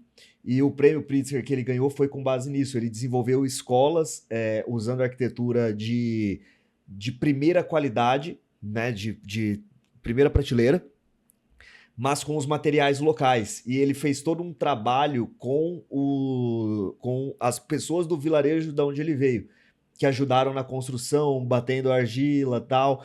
Cara, é assim, é muito legal de ver o trabalho que ele desenvolveu. E até para trazer para nossa realidade, pessoal, ele foi publicado no ArcDaily essa semana, se não me engano, o projeto da Biblioteca Pública do Rio de Cara, Janeiro. cara, eu não tenho assistido praticamente mais televisão, eu assisto pouco, mas eu vi ontem na televisão, cara, tava passando na CNN, tava mostrando. Sério? Eu não vi na televisão. E sabe o que eu achei legal? Ele estava falando lá que por que ele escolheu esse lugar lá no Rio de Janeiro. Ele tinha um lugar que era uma localização mais privilegiada no Rio para colocar, mas ele escolheu isso aí que chama Terreirão do Samba, cara, que tem toda uma história da colonização e africana, né, dos Sim. antepassados no Rio de Janeiro, que, enfim, passaram por todo aquele processo que a gente sabe de escravidão, e ele escolheu esse lugar, o Terreirão do Samba, porque está bem enraizado na questão dos africanos que chegaram no Rio de Janeiro. Sim, e ele tem toda essa pegada de ser um arquiteto especialista na arquitetura cultural, né? É um projeto muito Ó, legal. E, pô, vamos trazer ele para o nosso podcast, vamos trazer ele para aqui para o podcast. nossa, seria Nós muito. vamos precisar, ó, vocês precisam ajudar a gente aí. Se a gente ficar famoso aqui no Arquiteto Digital, no podcast, pô, a gente consegue trazer esses caras para falar com a gente. Cara, Os imagina, mano. patrocinadores, todo mundo, pô. A gente pode bombar isso aqui, trazer coisa boa. Não, se a gente começar a trazer esses convidados aqui, poxa, seria muito legal, velho. Tem Mas. spoiler, não era para falar que ele é o convidado? Não, não, não, pelo amor de Deus, não gera expectativa. Mas quem sabe, eu acho que a gente, um dia a gente pode chegar lá. Isso aí. Enfim, é um projeto. Tem que pensar de forma disruptiva, é isso aí. Sim, a gente não coloca um teto nas possibilidades. Exato. Mas, galera, é legal para mostrar para vocês os projetos que estão ao nosso redor, formando o ambiente que a gente vive, né, de forma tecnológica desde já. A gente está falando de um Mostra por dentro, cara. Isso, tem aquelas imagens da bandeira do Brasil. Olha, isso aí é aqui, muito legal. isso aqui eu achei legal, né, que é o centro ali da edificação, que é essa entrada de luz zenital, que eu não li nada sobre ainda, tá? Mas tá bem evidente que a gente vê as bandeirinhas do Brasil aqui, né? Bem evidente. Então assim, é um tipo de desenho que, se foi usado o Grasshopper Rhino para fazer isso aqui, a gente não consegue dizer, mas tudo indica que sim, ó. Tem algumas Mas bandeirinhas, parametrizado com certeza foi, né? com certeza. A gente consegue ver aqui esses losangos abertos e tal. E tá ao nosso redor isso aqui, galera. Daqui a algum tempo a gente vai poder visitar sem sair do país. Baita privilégio, né? É isso aí. E eu separei mais um projeto aqui para inspirar a gente, que eu acho que é legal a gente dar uma olhadinha. Eu acho que. Ah, tá. É esse aqui, ó. Esse aqui é do Hedrick Studio. Essa galera aqui foi a que fez aquela ilha artificial na Highline lá de Nova York. Sim. E eles fizeram esse projeto em Xangai. Deixa eu ver aqui.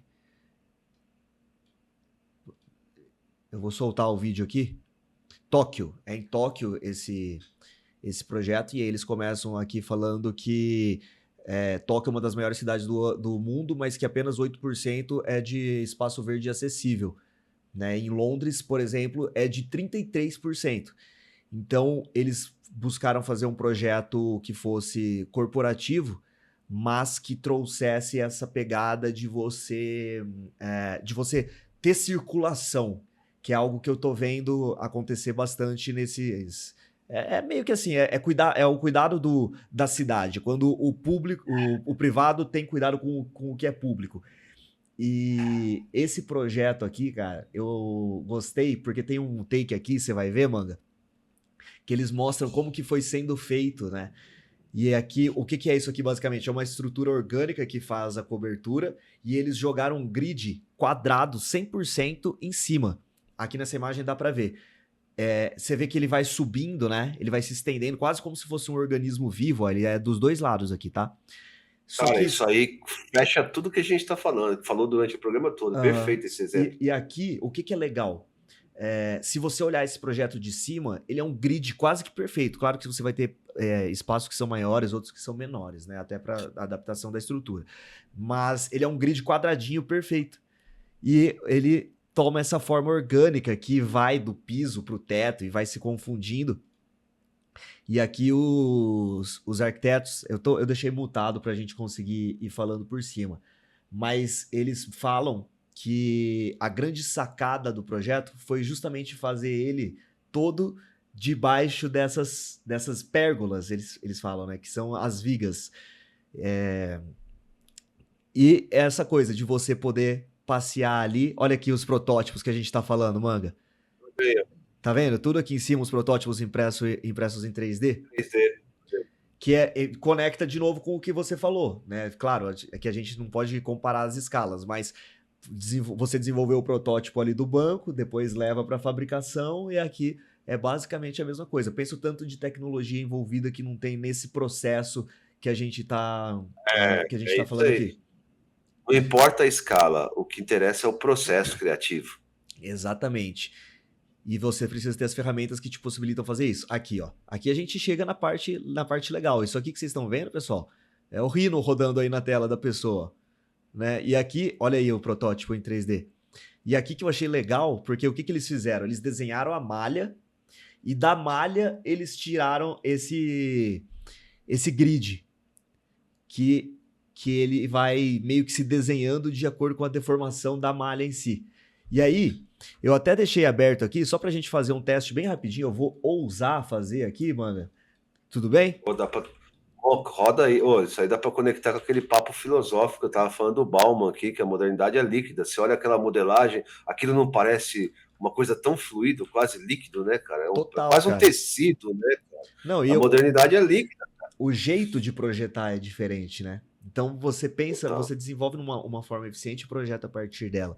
E aqui, quando você está usando as ferramentas que te permitem fazer isso, galera, você tem essa facilidade. Por exemplo, de forma bem rapidinha, eu vou tentar fazer algo aqui com vocês. Ó. Se a gente quiser fazer uma estrutura orgânica aqui usando o Rhino para fazer uma pérgola próxima daquela, e você tiver aí com as ferramentas corretas, deixa eu pegar aqui os pontinhos. Ó, vamos supor aqui, Manga, eu quero fazer um pavilhão. Ó, aí eu tenho aqui essa malha, então ela sai do chão, vai lá para cima. Eu posso agora chegar aqui, dar um Extrude Surface. Dá para fazer isso aí no AutoCAD? Cara, eu sinceramente faz tempo que eu não mexo no CAD. Mas olha só, se eu pegar aqui... A galera tá no CAD, é isso que eu quero dizer, porra. É o que você pode fazer com software paramétrico, cara. É além do... É o que o Pedro tá dizendo. O pensamento de desenhar em linha. Não é o arquiteto desenhista. Né? É o arquiteto de sistema, cara. E aí, ó, rapidinho aqui, cara, a gente consegue desenhar um grid. Deixa eu dar um cell curve aqui. Opa, tô escrevendo errado. Ó, se eu pego isso aqui e jogo pra cá, bem rapidinho a gente fez um gridzinho aqui, que se a gente olha de cima, ele é um grid quadradinho, né? Mas ele, na verdade, ele toma uma forma orgânica. Não, é um exemplo, tá, galera? Claro que é muito simples, mas para ilustrar... Mas você demonstrou o pensamento, isso que é importante. Isso, qual é o pensamento? Exatamente, o pensamento é o que a gente quer mostrar aqui, ó. Então, aqui, se você tiver o software correto, você desenha uma malha dessa, e aí, em poucos instantes. E o que é legal, aqui a gente está fazendo no Rhino, direto, sem parametrizar a coisa toda. Se a gente faz uma malha dessa aqui parametrizada, aí o negócio fica legal, né, mano? A gente começa a experimentar essas ondulações, a gente mexe no tecido e as vigas mexem automaticamente. Então, um dos nossos papéis aqui é incentivar vocês, galera. É mostrar o que está sendo feito e o que vocês podem alcançar, tá? E aqui eu fiz... Pedro, Oi, pode falar. Tem uma coisa que eu ouvi aí, que um cara me falou que eu achei muito legal. Para você que não tem intimidade com o Rhino, nunca nem entrou no Rhino. O Rhino pensa o seguinte, imagina que o AutoCAD e o SketchUp tiveram um filho, e o filho bonito é o Rhino. Cara, muito bom. Eu dou esse exemplo, mas eu falo assim, gente, ó, pensem no Rhino como um SketchUp mais um CAD bombado. Mas você foi além. Você foi além, você foi no... Foi disruptivo. Você foi disruptivo. Deixa eu dar um turntable aqui, ó. Enfim, galera, a gente fez uma malha aí bem, bem rapidinha, só para ilustrar para vocês. E a gente vai trazendo aí semanalmente outros projetos. Cara, tem um projeto que eles fizeram agora, Manga, que foi o estádio do... Deixa eu ver aqui, eu ia pegar esse projeto, mas eu falei, não, deixa eu pegar Peraí, antes de você me mostrar esse projeto aí, me surgiu um insight aqui que eu não posso deixar de compartilhar. Desculpa te interromper, vai lá. Cara. Bom, Você que está aí na sua cidade, de novo, aquela história, vendo a gente falar aqui, olhando, pô, você está fazendo uma cobertura de um pavilhão, pô, onde é que eu vou projetar um pavilhão? Tá bom, você não vai projetar um pavilhão, mas você pode projetar um forro, cara, Exato. O pé de uma pro teu mesa, projeto. um É balcão. isso. É isso, cara. Então, o que que o Pedro trouxe aqui? Ele modelou um pavilhão, tipo, inspirado naquele pavilhão que ele trouxe aqui, que ele mostrou que foi feito lá em Tóquio. Cara, mas você podia estar fazendo um forro. Exatamente. E isso aqui, Manga, pensa assim, dá para numerar essas peças aqui, manda ali para uma, dependendo da escala, você manda para uma router e monta depois. Ah, é sempre router, cara. Se não for router, é braço robótico, mas É. é sempre router. Tem as routers gigantes, né? Mas o outro projeto que eu quero trazer aqui para a galera é o estádio do Birmingham. Legal. Eu não sei se a pronúncia é exatamente essa. Mas, cara, é muito legal. Pesquisem aí depois, tá, pessoal? Vale a pena vocês darem uma olhada também. E, mano, eu acho que. Caraca, a gente tá com quase 2 horas de podcast, mano. Sério? Nós estamos falando 2 horas aqui. Fazendo propaganda, merchan, mostrando. Pô, fizemos muita coisa hoje aqui, hein? Hoje Tá, rendeu. então, legal, hein? Mas eu acho que dá pra gente partir então pra encerrar. Começamos até um quadro novo, que a gente começou o quadro, mas a gente não sabe quando que ele terminou, né? A gente não marcou bem É aí. verdade, a gente não fez um recorte, né? Mas beleza, volta lá, Pedro. Explica como é que é o quadro. Põe lá. O quadro a gente chamou de Radar da Arquitetura Digital, né? E a Isso. ideia aqui é justamente isso, tá, pessoal? Tudo isso aqui que a gente tá trazendo, a gente pensou em montar o podcast desse jeito. A gente troca uma ideia, eu e o Manga aqui, introduz o assunto que a gente está querendo trazer, e depois a gente vai para o Radar da Arquitetura Digital, que é onde a gente vai mostrar exemplos, coisas que estão sendo feitas usando arquitetura digital. A gente vai estar sempre trazendo alguma coisa por aqui, e a ideia é fazer disso aí um costume. O podcast, como vocês já sabem, aliás, olha a minha autoestima de novo, né? Como vocês estão se acostumando, o podcast vai sair toda sexta-feira, tá, gente? Então a gente tá fazendo de um jeito para que a gente consiga manter essa constância aí, lançando o podcast toda sexta. Então, se você chegou até aqui, pô, você assistiu 1h40, mais de 1h40 de podcast, é porque você pelo menos tem alguma simpatia pela gente. Se inscreva no canal e saiba que toda sexta a gente vai ter um conteúdo aqui, né, Manda? É isso aí. Bom, eu vou fechar aqui complementando. A gente tem agora o quadro, e à medida do possível também eu gosto de trazer literatura, cara. Porque uma das coisas que eu gosto muito de dizer é que o problema do arquiteto é só ler livros de arquitetura, né? Então, você precisa ampliar. Além do seu repertório arquitetônico, você tem um repertório tecnológico, mas precisa ler outras coisas também. Então, a gente estava falando aqui sobre essas tecnologias emergentes e o que elas mostram. Elas mostram um oceano azul de oportunidade, cara. E você está aí no oceano vermelho. O que é o oceano vermelho? Você imagina um monte de barquinho, todo mundo lá com a linha jogada na água, pescando, buscando o mesmo peixe, disputando espaço. O oceano azul é um mar inteiro disponível que ninguém está olhando. E aí eu queria deixar para vocês aqui uma dica de um livro que é muito legal, que mostra isso aí. Que é esse livro aqui, ó. A Estratégia do Oceano Azul, cara. Então, esse é um livro muito bacana para olhar, leitura agradável, boa, não é uma leitura técnica, chata de executivo, não.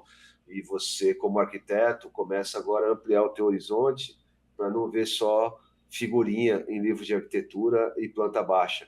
Começa também a explorar outros horizontes aí. O horizonte azul é o que me parece ser o que pode te levar do ponto A para o ponto B. Perfeito.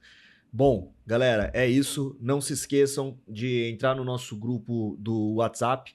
Lá a gente vai estar sempre mandando os episódios aqui do podcast para vocês. Sempre que sair algum tema relevante, a gente também manda por lá.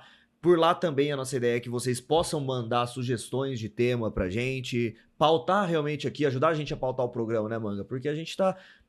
A gente busca por temas, então vocês, como pessoas antenadas nesses assuntos também, podem fazer parte do nosso programa, e por que não a gente ir citando essa galera por aqui também para ir criando essa comunidade. Ideia não Pô, acho falta, bem bacana pessoal, mas trazer esses comentários aqui, coisas que são. E não é só positivo, não, tá, cara? Você colocar aí, pô, eu não acredito nisso que você tá falando, vai ser legal trazer o assunto. não, eu acho legal a gente trazer o ponto de discordância também. Não tenho problema em em a gente provocar algumas... Debater. Hã? Não tem problema debater, é isso Não, aí. exatamente, não tem problema debater, ninguém vai... A ideia não é que a gente deixe de fazer parte de um grupo de pessoas que gostam dessas coisas, porque a gente tem discordâncias. Na minha opinião, a gente tem que ser, no mínimo, civilizado. E com essa mensagem positiva e integradora, Erramos no nosso programa. a gente vai Legal. encerrando o programa. Galera, agradeço muito a participação de vocês. Não saiam do vídeo sem deixar o like, se inscrever no canal, e a gente se vê no próximo episódio do podcast Arquiteto Digital. Valeu, pessoal. Até o próximo. Tchau, galera.